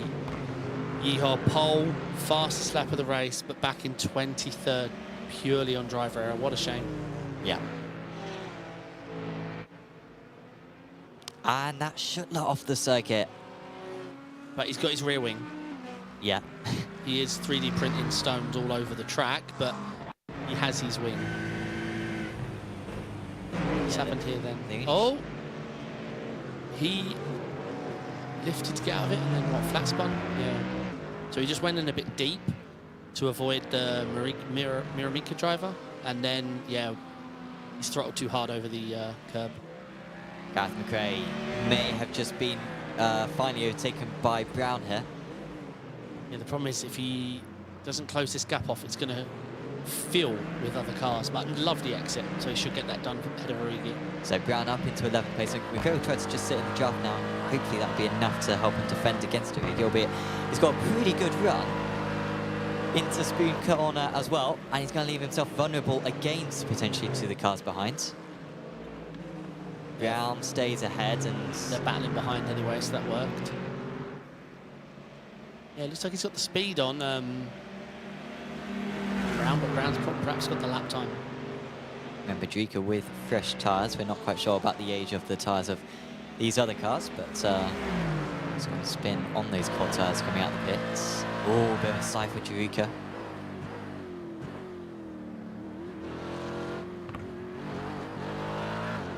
Turn back Drika's race after that first stint. It's looking amazing. Carter's just getting ahead of Engel, by the way. Carter's not going to finish far off the podium, perhaps, at the end of this race. He is coming back strong. Here comes... splitting the core drivers. Yeah, Marinja through the middle. He's going to break deep here. Surely they can give him a double side draft, though. No, he's just straight through. Yeah. Nicely done. Man on the move, up 29 positions. The guy in front of him, up 25. And that was Engel losing 2 positions there. Carl Roy with a black flag. He was the one who we saw send it a little while ago on Schuttler, but I think he must have gone over the instant limit of 20 and now has a drive-through penalty. I am very excited about this Leo Agard pit stop mathematics, because I have the pit stop difference about, what, 4.4 seconds? Well, and the gap's just jumped to 5.1. Leo took 5.5 seconds less of fuel. And the gap is 5.1 seconds. Oh, it's 5.5. But Giugotta did save fuel in the first stint, remember? Yeah. So maybe it's more like 4 seconds. Well, Agard saved fuel in the first one as well. So you would have had... not as much, though, surely, because he wasn't able to go the extra lap. Fair. Compared to Giugotta. Giugotta getting a little bit held up by the traffic there, but obviously Agard's going to have to do it. I think the thing which is going to cost Giugotta, I'm sort of backing Agard here, Giugotta's got to pit and he's going to come out into traffic. Like, he's going to lose, say, 45 seconds. That's going to put him around Dominic Engel, Alexi Bari, Simon Andre Livingston. And I think it's going to be those laps and amongst those guys which is going to mess up his race. That was a send from Jurica, but McRae comes back brilliantly. Brown has been able to drop these guys. And look at Origi, and McRae can choose who he gives the draft to now. And he's electing to give it to the Frenchman. So it looked like for a moment Jurica might be up a place. And now he has lost a place. And I'm sure that will get McRae into Origi's good books there by helping him out with that overtake. Yep. It's not going to be long until Giugotta has to come into the pits. I think another 5 minutes or so before he's going to have to pit. Oh, and round goes Kassir, and he's now got a black flag because that's a 4X. And he may as well pick up a faster pair whilst he's at it as well. Yeah, that's and he's got a puncture. That's going to sting. Alexander in chat saying Maringer is flying. Always. He's always flying.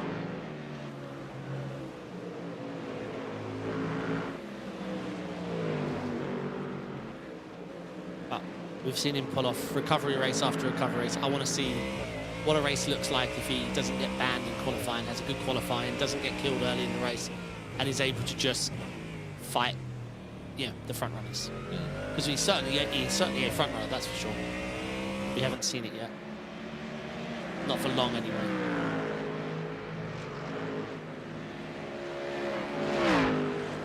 And obviously, Mag Performance are an IMSA eSport team now. After making the qualifying cut after a team pulled out.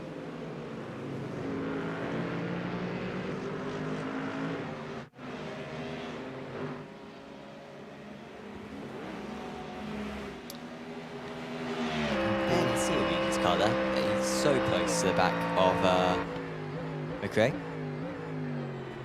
No dive this time. Pit window is... Yeah, pit window's open. You can pit now and get to the end of the race. No one of the front runners trying to do that, but Marcus Fox has. So he will be the first to pit, and also Aiden Karts as well, who I think was about to be overtaken by Maringer. Also comes into the pits. Here comes Origi, flashing his lights. Oh, and McRae goes around, and he's now got a black flag, and these black flags are really stacking up now for the drivers. Yeah, Gareth just... I mean, it sucks. I hate that feeling. Because you're thinking, no, I'm not going to let you buy as easy as that. I'll just break a foot later. And then you look in your mirrors, and before you know where you are, you're facing the wrong way. But this is all part of racing, getting in people's mirrors, and yeah, unfortunately, it is what it is. So that'll be a drive-through penalty for him. We'll lose him probably about 15 seconds. You can see how many places that will lose him. We'll put him behind Jakob Trinkel. Oh no. Whoa, no. This is why Maringer always starts from the pits. Yeah. This is, again, we're seeing the problem. And he's now got a black flag Maringer. Yep. McRae is on his way to 30 instance. You get a drive-through at 20, but also at 30. And McRae is halfway there after that for us. Alex in chat asking, are there any bonus points for cool livery? We have done that before with prizes for a livery, but yeah, not this series. Maybe we could do a social. We've got another spinner. Is that going to be a black flag as well? A Origi round. What was that? Like. And he's lost his rear wing. Yeah, and they were door to door, but it didn't look anything aggressive. Let's have a look at that. That was looked like a strange contact. And how well this has worked out for Jericho. Everyone's crashed in front of him. Oh, he lost it. Had nothing to do with the contact. Hey. What a shame. Doesn't look like there's a lot of grip out there, though.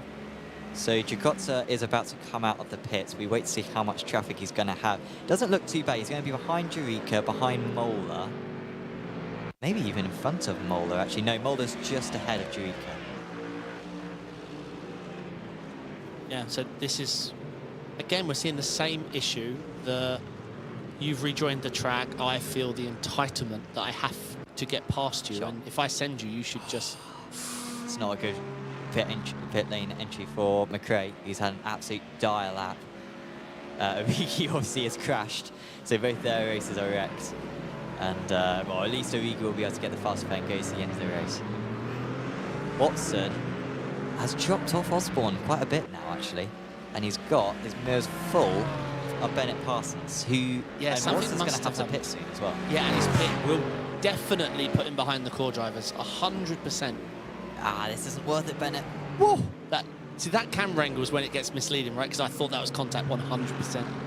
Yeah, these core drivers just need to calm it down. They are clearing Adam. There isn't... You'll probably be in this lap. Yeah, and there'll be 3 seconds, 2.5 seconds clear. Easy. So Palic now moves up into P4, which will turn into P4 once the pit stops are done, because they will still be behind Jagotza. Jagotza with a slow outlap. Very slow, because he was out on the tail of Mola before. And we knew he took tyres last pit stop, so yeah, he took 2 tyres at the last pit stop, didn't he? So maybe he took 2 again. No way. There's only 2. No way, he shouldn't have anyway. Evening to CP Sim, he's saying first time viewer, love the broadcast, keep up the good work. Thank you. I think he's talking to me. I think he's talking about Lewis. I think Lewis is doing the tough work, honestly. I think we're just chatting. I think you just woke Lewis up, to be honest.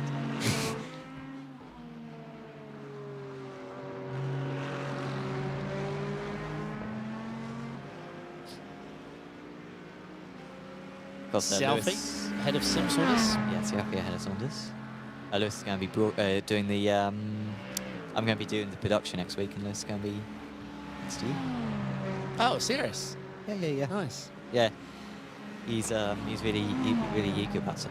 Yeah. So yeah, Dragotza. Dragotza must have taken fresh tyres because it wasn't like he had one bad sector. All his sectors were bad. So he's definitely, well, it depends if Agard takes tyres. Well, he'll definitely be behind Agard. But Agard, if he doesn't take tyres, will have a big gap. Dragotza's still got to deal with Mola, who will not get for a few more laps yet. At the moment, Agard will be... I'm not sure.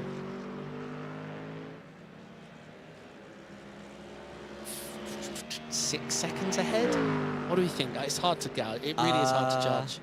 I think Dragotza lost about 2 extra seconds with a slow out lap. So I think it will only be like 2 or 3 seconds. It depending on if Agard takes tyres, but I don't think he can, because if he takes tyres, he'll be... Well, he could take 2 tyres. If he can't take 4, otherwise he'll be stationed for too long. Palich has got ahead of Watson, so Palich, now that he's free from Parsons, has done the business on Watson, who might come into the pits anyway. Here he comes. Yeah, unfortunately, Watson's gonna drop. Can he? Let's see. Kraus as well, pretty close to those guys. Yeah, I'm worried he's going to come up behind Palich, Parsons, and Kraus. It just didn't go as well at the end of that stint there.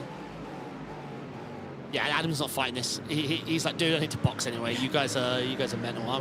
I'm coming into the pit, so you do you. Anyway, bye. I'm surprised he didn't cover it off. I mean, he lost an extra second there by being overtaken just before the pit lane.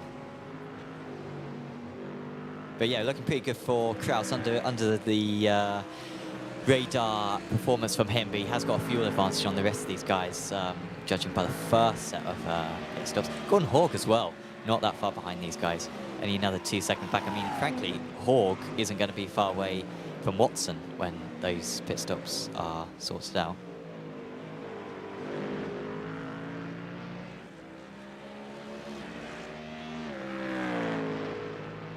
Reese joining his teammate into the pits, or on the same pit cycle? I think we're going to see a lot of drivers in on this lap. This is lap 28, and they went 14 laps in the first stint. So, yeah, I think most of the guys are going to be this time round. Only 20 minutes of fuel they're going to have to put in. This is going to be interesting. I mean, I think it's pretty sure that Agard will be ahead of... I forgot his name. Leo Dragotza. Well, Dragotza's had another... what was his last lap? Yeah, his last lap he lost another half second to Leo, so he's struggling for the pace. He hasn't really been held up in traffic because he's been slower than the traffic that he's around. Here comes... No, he got able to get the extra lap. That's impressive. Well, remember they had the formation lap last. True. Very true. There is Leo in clear air, but Osborne, yeah, not able to do the lap. Parsons was able to, so that might help Parsons out to maybe get ahead. Kraus might be able to go another lap. I think Kraus will probably go to lap 30. And remember, obviously, Agard's going to be fighting that, trying to fight that deficit that he has to pay back anyway, so extra saving helps that, especially if he can maintain that gap to Leo during the stint. If Agard, you know, like he did, keep it about 4.5, 5 seconds, plus just try and hyper fuel save to lower the deficit you have to pay back, then I think this is going to work. It's actually Agard, though, with a lot more traffic right now. I mean, we just saw him pass Carl Roy. He's got Daniel Sebastian and Anthony Ahmet Galeev, who's still got to overtake as well. So, yeah, I mean, I wonder if Nikolai's regretting going this extra lap because he could have done with not dealing with this. Yeah, this is the hill you die on, right? If you're going to fuel save like this, you know this happens. It's tough. Well, he lost 4/10 in the second sector of this lap because of this traffic. Yeah. Schuttler in, Manager in, Jacob Trinkle in. We've had quite a few drivers in, actually. Obviously, Leo's been in, Jack's been in, Palac has been in, Orgsy, Alfie, Reese, and Vargo. No, not Vargo yet. Ankle just behind Carter. He's up 24 places. I wonder if we get eyes back on Agard as well, because I'm concerned that Agard's going to have to follow this car into the pits down to Sebastian. No, I think Sebastian will probably go a few more laps, actually. No, he is into the pits, so let's not... You'll hope that Sebastian's got a good pit entry, and he does, so it's not too much of a concern. But that can be a worrying thing when you come in onto behind a back marker he hasn't practiced. And we are 90% sure Agard will be ahead of Dragotsa, but by how far? And can we see if Dragotsa, can we see if Agard's taking new tyres? We don't think he is, but it'd be good to check. He is flat on the floor. Agard is still stationary. He's now on the move. Pit stop time 14. It's only... He is only 2 ahead. seconds. Still got Daniel Sebastian to deal with, though. But he's dealt with him now. 3 seconds the gap.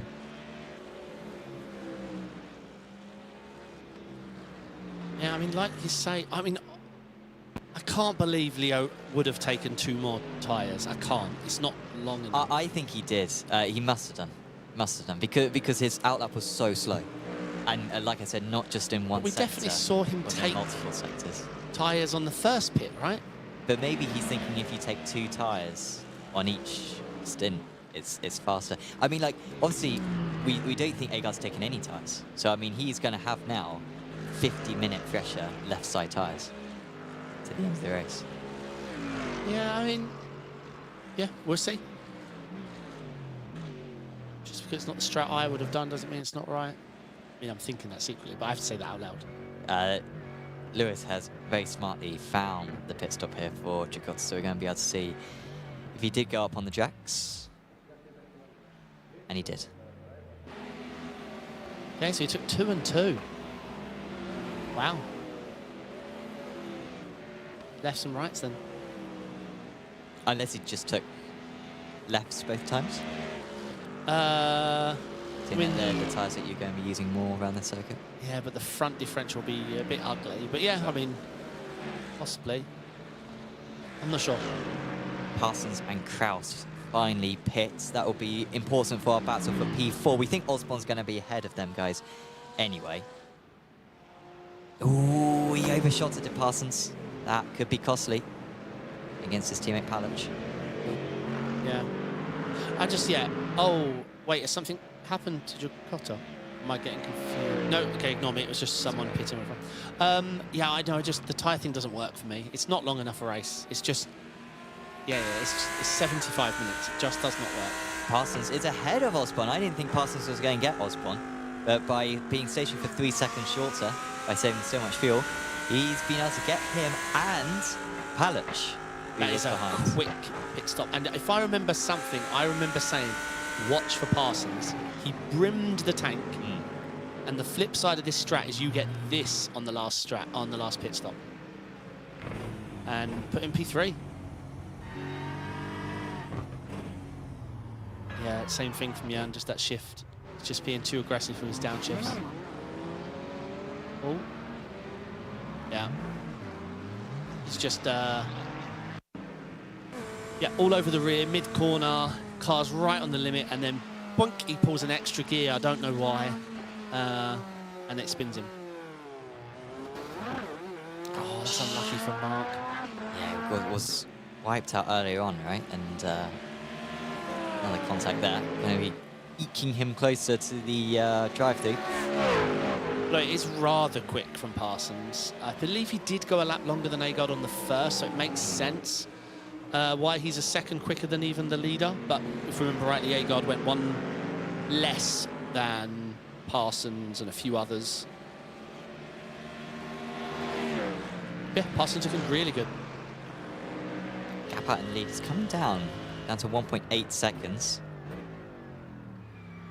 And you can see how much pace Daniel Sebastian's got.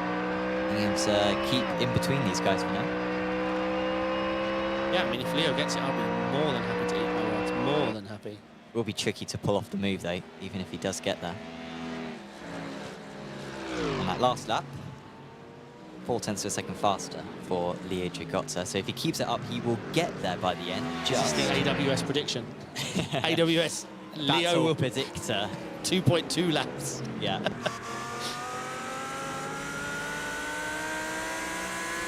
Powered by Sam. I mean, it's almost an anagram of I was thinking that. I was trying to pull that up in my head, yeah. It almost. Need that stupid tyre one. I never understand it. Pops up in F1. 42%. 42% what? No. There's never 42%. It's either 40 or 50. It has to go by the tens. It's not precise enough to go to 42. And what? Pressure? Yeah. Because pressure matters more than And grip. then sometimes people, they've sometimes defended it when it's like, well, actually, it's not actual tyre wear. It's about the peak performance of the tyre relative to, oh, here's a sense. Oh, and they all make a little bit of contact. Jack, that was ambitious. Bennett was not offering the inside line there at all. And he's dropped off a little bit because of it. Also, very close battle behind Gordon Hawke. He's actually dropped into the clutches a bit of Cialfi. And Saunders was a very long stop for Hawke, actually, that last one. I think he may have taken tyres.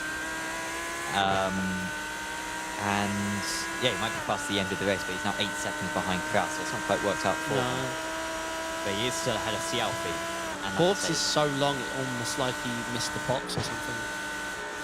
I mean, 23.5 would be 4 tyres. But that would be insane to take 4 tyres for 20 minutes to go. For 20 minutes I mean, maybe he was really not... Maybe he just felt he'd think he'd got on the track and wanted frozen cold tyres. I wanted frozen cold tyres. I can't keep you on the track. Please give me cold tyres for 2 laps when there's only 11 left to go. Gab out in the lead down to 1.2 seconds, by the way. It just came down by half a second that last time round. So that is the fresh tyres working. And yeah, he's really impressed me, Gigotta. Like, he had an awful Sebring. Yeah, awful Sebring, but everything else is looking top notch. who was it who we saw? Was it Lucas Tellman was able to defend around this circuit as Jarika's going to get past? Yeah, Tellman and... but yeah, that was insane. And that was for 25 minutes. And his tyres were gone, right? Like they were... That was an insanely good battle.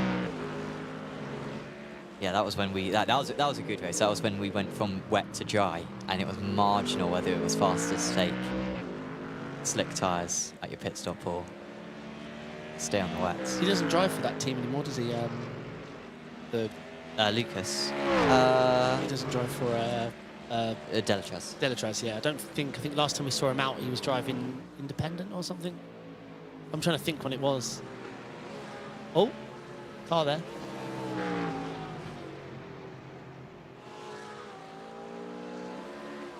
Varga trying to recover another place here against Blahertz. Oh, and Blahertz was risking it there.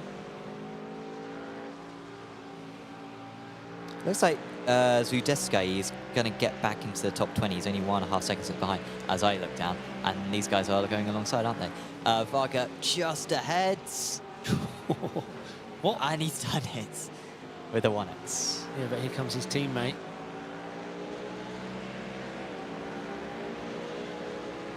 Oh yeah, this is... What? Is this Pistachio just ahead? I think it is. We're about to see the end of Varga. This is Ales Casilla, sorry. He's just ahead of these guys. Oh, he's letting them by. Send it.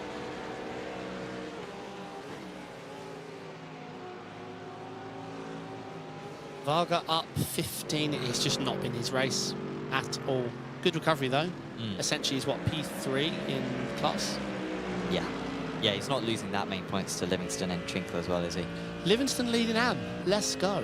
Can we bring up that fancy leader of each class overlay?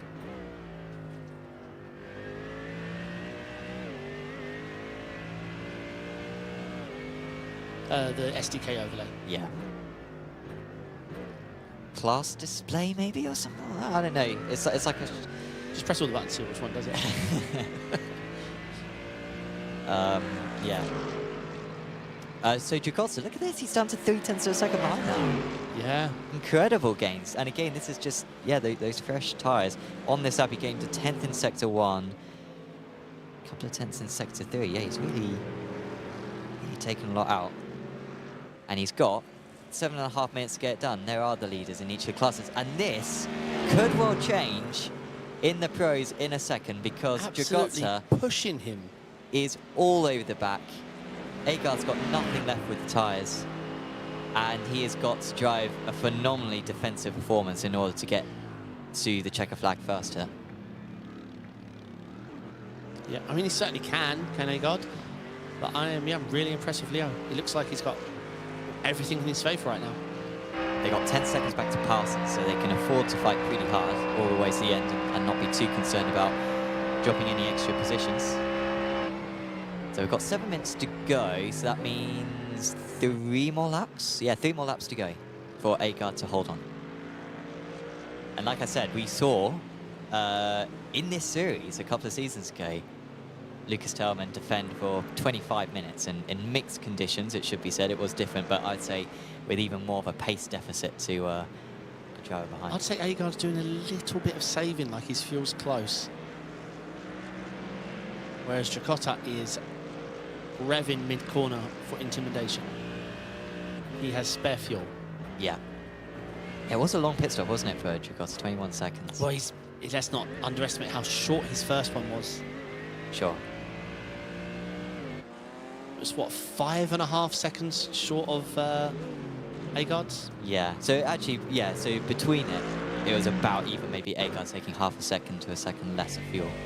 But Giugotta was in the draft for the first stint, so at least I sort of anticipated he would have saved more fuel. There's Dominic Engel. What a shame.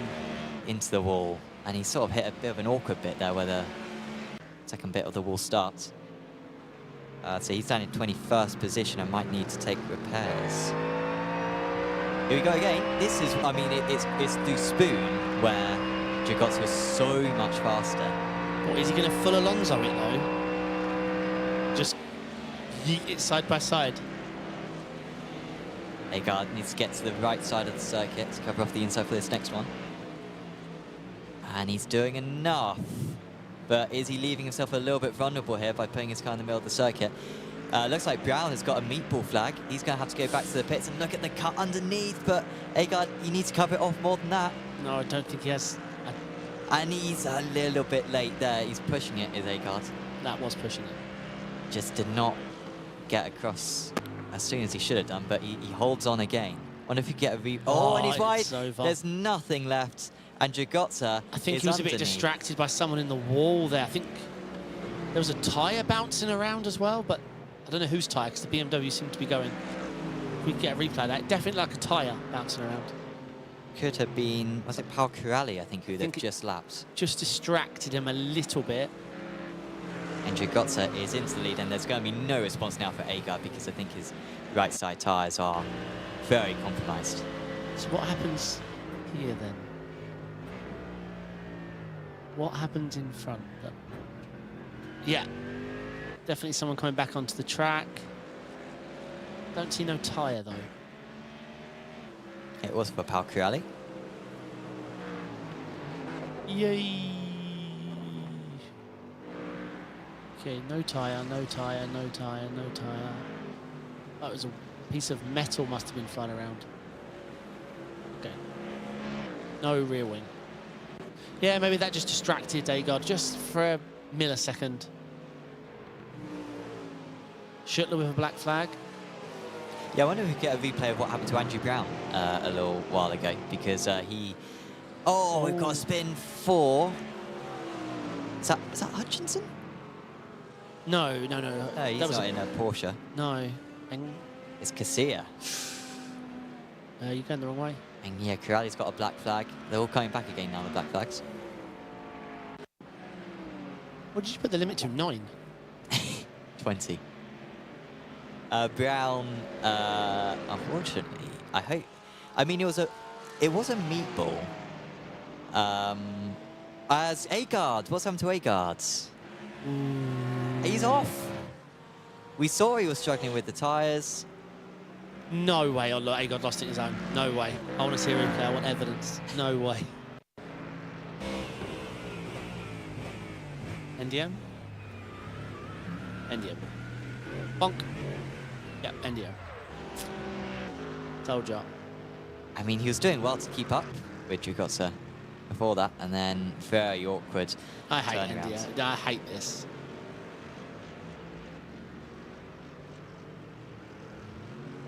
But we all know it's there.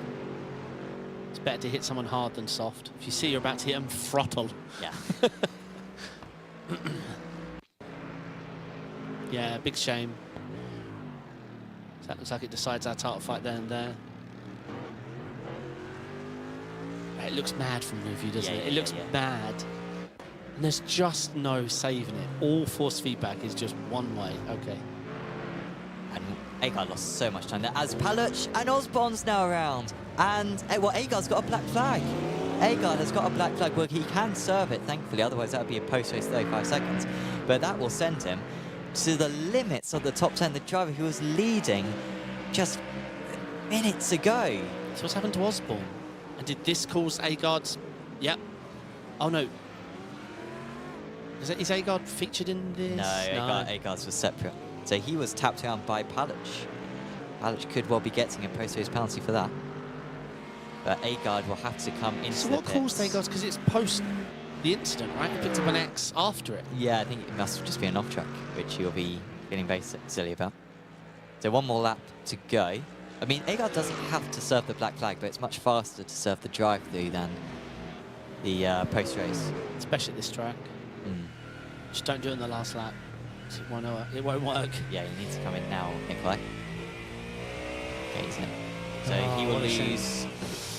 He'll be behind Saunders. He might still be ahead of Jurika. Yeah, I'd say behind Jurika. Oh, no, it's a really short pit lane. Yeah, it's a very fast pit lane. Was it 80 as well, isn't it? Hawk is about to go past him. Sialfi. Here comes Saunders. You can see Jurika in the background. It's going to be close. Agard getting back up to speed. Jurika is clear, so Agard not even in the top 10, and he must be livid right now. Yeah. Meanwhile, Carter trying to get one more place. Volmers is the car ahead of him. Whoa, Carter on the limit of the tyre. Already up 28 positions, looking really good. In a really good looking livery, it must be said. Volmers up 18 himself. That might just be his best opportunity. He's gone now. So we've got the hairpin and the Casio triangle. McRae's got a black flag as well. I think that might be a second black flag, McRae. This has got to be a record for the amount of black flags. And I'm surprised around this circuit as well that they've picked up so many black flags. But I guess it is just you dip a wheel onto the grass, and that's a 1x, right? Yeah. You don't need to go very far off the circuit to pick up a 1x. The exit of the... Degness? The exit of the second Degner is a pain. I imagine that's where most of them are. As in the lead though, Leo Jugotsa, he won round 1 back at Mexico City. He also got the race 2 win at Monza, but this will be his second meeting victory of the season. And he's done it by 9.4 seconds. Fantastic strategy from him. Yeah. And he has done it. He wins once again in his Mercedes. Brilliant, brilliant, brilliant drive. Like, I'm really impressed. I thought that was superb. Bennett Parsons beats his teammate, Mick Paluch, albeit Paluch will likely get a post-race penalty, I think, frankly, which would put him behind Osborne and potentially even Watson. Sialfi has got past Horg right at the end of the race. That might even be at the Casio Triangle. And, well, it's still a pro-am race win for Horg, but a really good performance from Sialfi to get that high up. Horg ends up where he started. Saunders up 20 places with an off-kilter strategy from him. Oh. These guys still going at it. Be careful not to go over the instant limit. Volmers will hold on. Such a short run, even if you get the run, it's too short. Against Carter. The only battle still going on out there is Gareth McRae and Ronald Grossman, and they've still got half a lap to go. And Livingston takes the win in AM. Brilliant stuff. Does it look like... I mean, what a recovery from Trinkle. He's right there. Yeah. But wasn't to be. And Varga, not all the way down in third. See, for Varga, that's a long way. Yeah. So, yeah, still strong for the championship. Fantastic race, though. Yeah. I thought Jacotta's first pit stop was too short. I was wrong. I thought taking left or taking 2 times tyres was wrong. And I was wrong. Stellar stuff.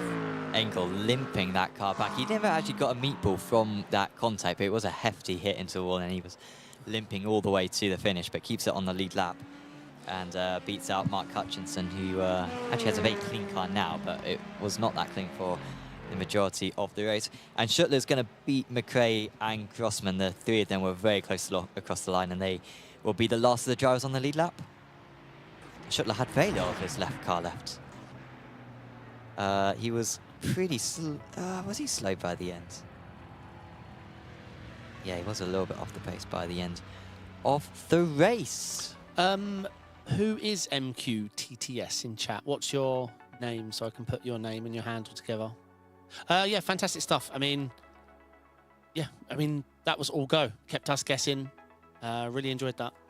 I think it's Mateus Miranger. Oh, I'm hoping. Yeah, I want to see him cook. Yeah. Out the front. I want to see him up there. I think he did well at Sebring, right? Yeah. But that's the one I missed, so I haven't really seen him right near the front. But yeah, I mean, we know he's got pace. He can pass. He can defend. He's super quick. Yeah. I can't wait to see him join the front battle all race long. There's our standings, our results. Yeah, Dragozzo winning out ahead of Parsons and Palic. Leader of the Pro-Ams was Gordon Hawk ahead of Rafael Jurica and David Mola. And winner of the Pro-Ams was Simon Andre Livingston. But Jakob Trinkle, I think, would have probably been up in maybe as high as 13th had it not been for his spin earlier on in the race. He still beat out Martin Varga, but limited points taken out of Varga's championship lead. So I think Martin will be very happy, albeit it gives the others a bit of hope because well, Martin's been invincible, certainly in qualifying all season, but he was beatable today. Well, let's have a chat with a few of our drivers, shall we? And first up, we will have a chat. I want to have a chat with Gordon Hawk because he had a really good time of it. I've rudely interrupted his conversation with Simon Andre Livingston. But yeah, Gordon joins us now. Gordon, congratulations. That must be a very nice race win for yourself in the Pro-Am category. I am straight away curious as to that last pit stop. We saw you were stationed for 23.5 seconds. Was that new tyres on that last pit stop? What was going on there with the strategy? No, it was it wasn't filling gas. So I didn't understand it first, and then I was looking for the mouse here so I could tick it off. So, and that led to Daniel. Yeah, eventually on the last in the last corner, he passed me actually. So, still unfortunate. I didn't know I was the leader in the Pro-Am before or after the finish, because I thought some of the fast guys in my class were in front of me. So yeah, really happy with the win. Absolutely, yeah, you definitely should be. I mean, Yeehaw, unfortunately, was off the circuit at T1. He was the one Pro-Am who qualified ahead of you, and yeah, he was a non-factor after the first corner. So yeah, you took it pretty comfortably in the end out there. How was it sorts of lapping out there though with sort of the front runners for most of the race? I mean, we saw you sort of tagging behind Marcel Kraus by about 3 or 4 seconds for most of the race. I mean, what was it like sort of trying to keep pace with those guys ahead? Yeah, I tried as long as I could, but then some small errors, and I saw those guys just vanishing. So for a long time I was driving alone before the last pit stop, and then I had I think it was Daniel and Rhys Saunders pretty near behind me. I was trying to to keep Daniel behind me. I think he must be thrilled with that last pass he did before before the finish there. But anyway, I'm not fighting with him, so it doesn't really concern me. I was laughing when I finished the goal line with him right in front of me. So yeah, it was a good fight, and it was a good race. My tires were pretty sad at the end, but anyway, I didn't have any big accidents. So, and yeah, too bad for Yehor. He's super fast in the GT3. So. And next time we head to Nürburgring for the GP layout. Are you looking forward to that one? Yeah, I think that that suits both me and the car. So looking forward to that. Awesome. Well, best of luck for that next round of the championship. Is there anyone you want to give a shout out to? Yeah, I can give a shout out to Sim Racing Norway, the team I'm racing with. Hopefully I can get some of the guys with me for the next season. And also to you for fantastic YouTube streaming. Awesome. Well, thank you very much for the kind words, Gordon. And well, hopefully you enjoy your trophy as well once it arrives for the Porsche Cup series. I think there's maybe been a little bit of a hold up on that one, but hopefully it gets to you very soon. Hopefully you enjoy that, and hopefully you enjoy the next round of the season. We'll see you then. Yeah, thank you. Okay, bye-bye. GG's. That was Gordon Hawk there, who recently won in the Amateur Championship in the Porsche Cup series. So he will be able to enjoy his trophy very soon once it arrives to him. Who are you going to have a chat with? I'm going to chat with Simon Andre Livingston. I think it's his first win of the season. Hi, Simon, can you hear me okay, mate? Yeah. Hello, winner. How are you doing, mate? You must have enjoyed that race, mate. A win. Oh, finally back. Wow. So back. Oh, I'm sweating like it's a typhoon in here. I was sweating. I managed to forget to switch off tires for my second pit stop, and when I was sitting in the pit, I was like, no, why is my car up in the air? Oh, no. And then I came out, and I know that the two first laps are slow, so I was thinking like Jakob will have me for sure. And then when I came out in the lap traffic and they were fighting for position, and I couldn't really get in front of them, I was stressing out like crazy. So for was me, it all 4 tires you took accidentally? You usually go for none, and you took 4. I managed to switch off the last one, so I took 3 tires. 3? Yeah, so it was horrible when I came out of the pits. Oh, yeah. I have it defaulted to off. I'd rather accidentally not take tires than accidentally take tires. Anyway, so talk me through your strategy. What was your first pit stop? Did you just brim it of fuel and no tires on the first stop, or was you looking at the strategies of shorting your fuel and grabbing some positions, or what was the thinking there? I was thinking mainly, I felt I came into a group where I had like decent equal pace with his name is difficult, Oleski? Oh yeah, Oleski, yeah. So I felt like we were coming on pace. I was just trying to stay in his draft and fuel save as much as I could. So in the pit I just took no tires and a full tank, and then went out again. So my strategy was just to try to find a good pace, maintain the tires, and try to save a little bit fuel here and there. So that was my strategy. That sounds good. Well, apart from the 3 random tires, we saw a lot of black flags. I'm guessing 7. Was you close on the X limit? I think I went across the line with 11. I think. So okay. I was really good inside. I think I had only like 6 or 5 before.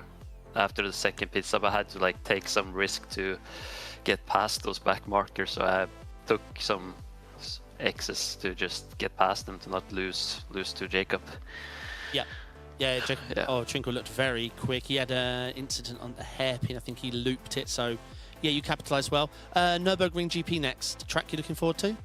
Because the title fight's back on now, right? So back on. Oh, that's if it is it's only the GP, or is it the Slife? just the GP circuit? Just GP. I'm bad at both of them, so I have to put down some practice. Yeah. Yeah, especially the GP chicanes. It's not my favorite. I prefer is it the WEC one? Yeah, the faster one. But no, any other tracks on the calendar that you're dreading or excited for? Because we've got some unique ones, more like Bathurst, Imola, Mugello. Any of those that are either pro you or against you? I don't know if it's pro me, but I just love to drive it, and that's Bathurst. I think, of all the tracks, I think that's one of the tracks I've driven the most. I just love it. I just love the going uphill, downhill, the technicality of it. So I'm really excited for that race.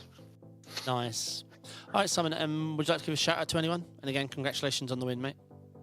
Thank you, mate. We'll give a shout out to Twyton Park for helping me with sponsor, and to everybody that has been helping me outside of my private team, so they know who they are. So really big thanks to them, and of course thanks to Sam and David, the best commentators on Apex TV. Wicked, man. All right, well, we'll look forward to chatting to you next round. Cheers, man. Congrats on the win. Thank you. Bye. Bye. Simon there with his first win of the season and a good result. Tough out there. Yeah, great guy. Next up, we'll drag up our race winner. It is Leo Gigotta, who joins us now. Leo, congratulations. How are you feeling right now? You feeling pretty tired? You feeling quite fresh? Because, I mean, that was an intense, particularly the last sort of 20 minutes of that, but I'd say the whole 75 minutes looked very intense up there. Yeah, I'm tired and sweaty. That was very intense. The first thing wasn't that bad. I just had the fuel save behind them because I think whenever I think of an endurance race, I think fuel save. How can I take the least amount of fuel than everybody else? And I was like a second half behind him after the start, and I knew I did not want to be there because the dirty air is pretty bad on the tires here. And once you get into under half a second, 5/10, then you kind of get out of that dirty air. It's not as bad, and then of course you can fuel save a lot more. So I just kept calm and just stuck behind him. He tried to defend a couple times, but I kept on flashing him keep on going, bud, you're just making me fuel save a lot more. And then the second one, I took a lot less fuel, and I took right side tires, which I think was the right call, but I lost a lot trying to warm him up. So he came out ahead in the second pit stop, after the second pit stop, and then I took lefts, which I don't think was the right call, because I think I could have made it a lot easier for myself if I didn't take lefts. But so I had to catch up, but his tires were so shot, I don't think he took tires at all, so I just was catching almost a second a lap.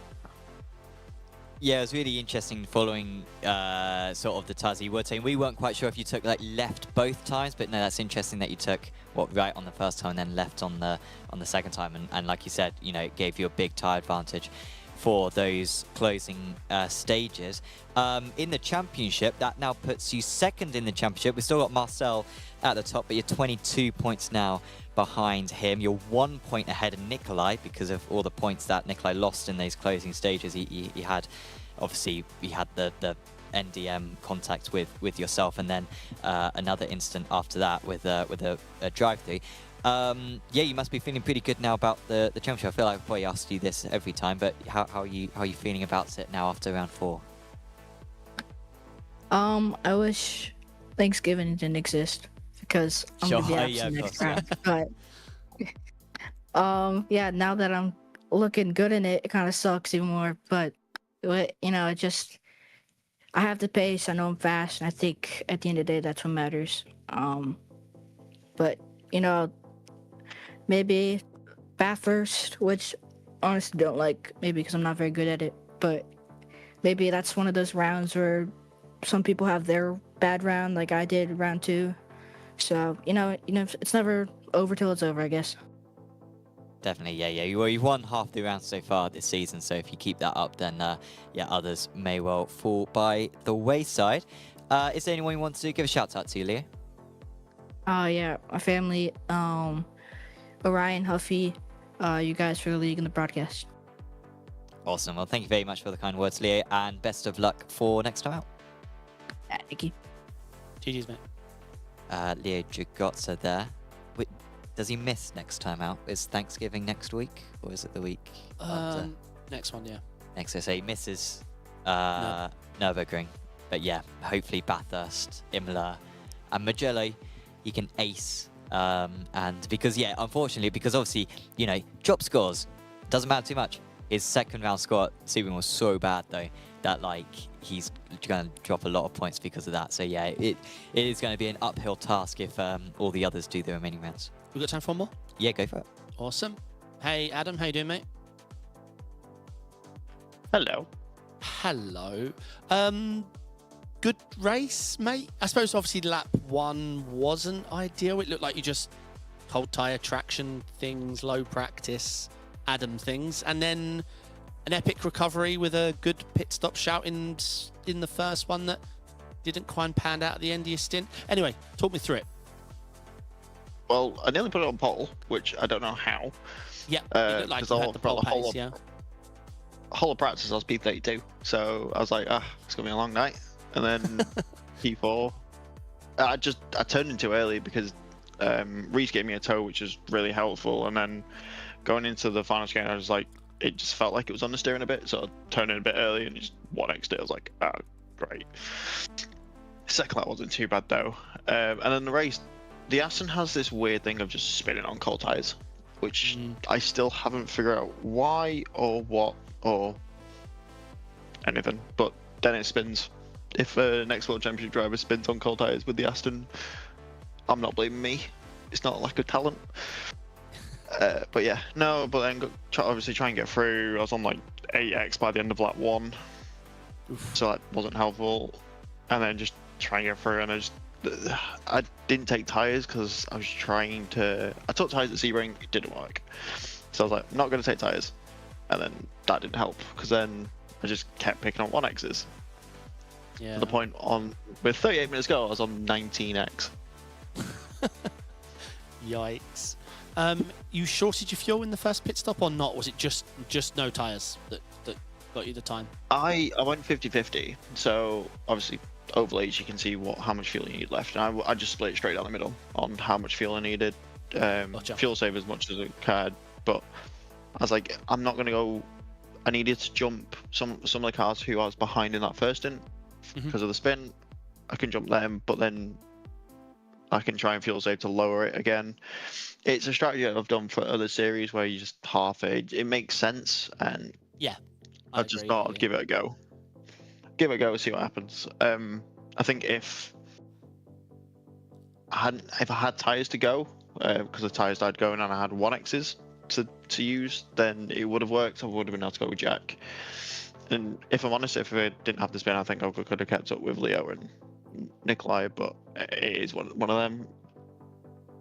Yeah, well, that's what we're saying. The quality pace looked really good. It could have put you in the fight to go for a fuel save win, follow him through, because Agard went very aggressive with no tyres, and Leo went very aggressive by taking lefts on the first, then rights on the first and lefts on the second. So they both went very aggressive in different directions. So yeah, it could have been it could have opened the door for a three-way battle, but it wasn't to be. Nerb, next week, I'm putting you down as my pick because obviously we've driven together there, so it's meant to be, right? You're going to win next week, next round. Thanks, but I don't know. I like that track. Nürburgring GP is a good track. Everyone hates it. I seem to like it. Yeah, we drove Nürburgring 24, so the Nordschleife, and you crashed it. I didn't. It was someone else. I can't remember who. It can't have been me. I don't remember ever crashing, Adam. I just think everyone's going to know that track. The Ford is too good. As you said, there's 90% of the grid's the Ford. So yeah, I think the Ford's going to be really good there. I think the Aston, it'll be good, except for low speed traction. Luckily, we're doing the fast chicane, so I'll be okay. It's just the first sector we might struggle with. But we'll do what we did this week. Just turn up, be P-nowhere in qualifying. P-nowhere in practice, sorry. I think we're going to be nowhere and see where qualifying brings us. Awesome, mate. Looking forward to it. Anyone you'd like to give a shout out to? Just the Altitude 3M sponsor. So Johnny, obviously, big, massive thank you, because 3M is massive for the team. All the other sponsors, Simcast podcast as well on Radio Le Mans, and just everyone who supports the team, supports me, and you guys for great streams. Cheers, Adam. Always nice catching up, mate. And yeah, best luck next round when you are my pick. So high pressure stakes, mate. That is that, Bradson. Yes. All right, mate. We'll catch you next round. Cheers. And GG. Cheers, thank you. Cheers, mate. Adam there. I enjoyed that race. Yeah, I really did. Do you think all the races should be 75 minutes? 2 pit stops? I think the 2 pit stops works well because it means there's a bit more... I mean, maybe there would have been strategy anyway with it, even if it was 1 stop in terms of do you take tyres or do you not take tyres. But I think that worked quite well because you get a big offset by the end of the race because you can go to the... You can change tyres or left side tyres every time, or you can not change tyres throughout. I like the mix. Complimenting you here by picking it, but I like the mix because the 75 minutes and the 2 pit stops does let the better drivers really, no matter what happens in the first 20 minutes, climb back up substantially. Whereas mixing in the heat formats and the 1 hour sprints, I think I think over a season, I think it's a really good format to be this way. Yeah, works well. Well, of course, next time out, we'll be back with the 60-minute race at Nürburgring GP, so do make sure to tune into that. There's loads more action coming up on Apex Racing TV, though, because our next broadcast will be TGI Nation on Saturday afternoon. But we've also got Vikmatech on Monday night. We've got the return of Pace Porsche Cup on Monday night. We've also got the BISC GT3 Championship, our Australian GT3 series, on Monday morning as well, our time, of course, in the evening for the Aussies.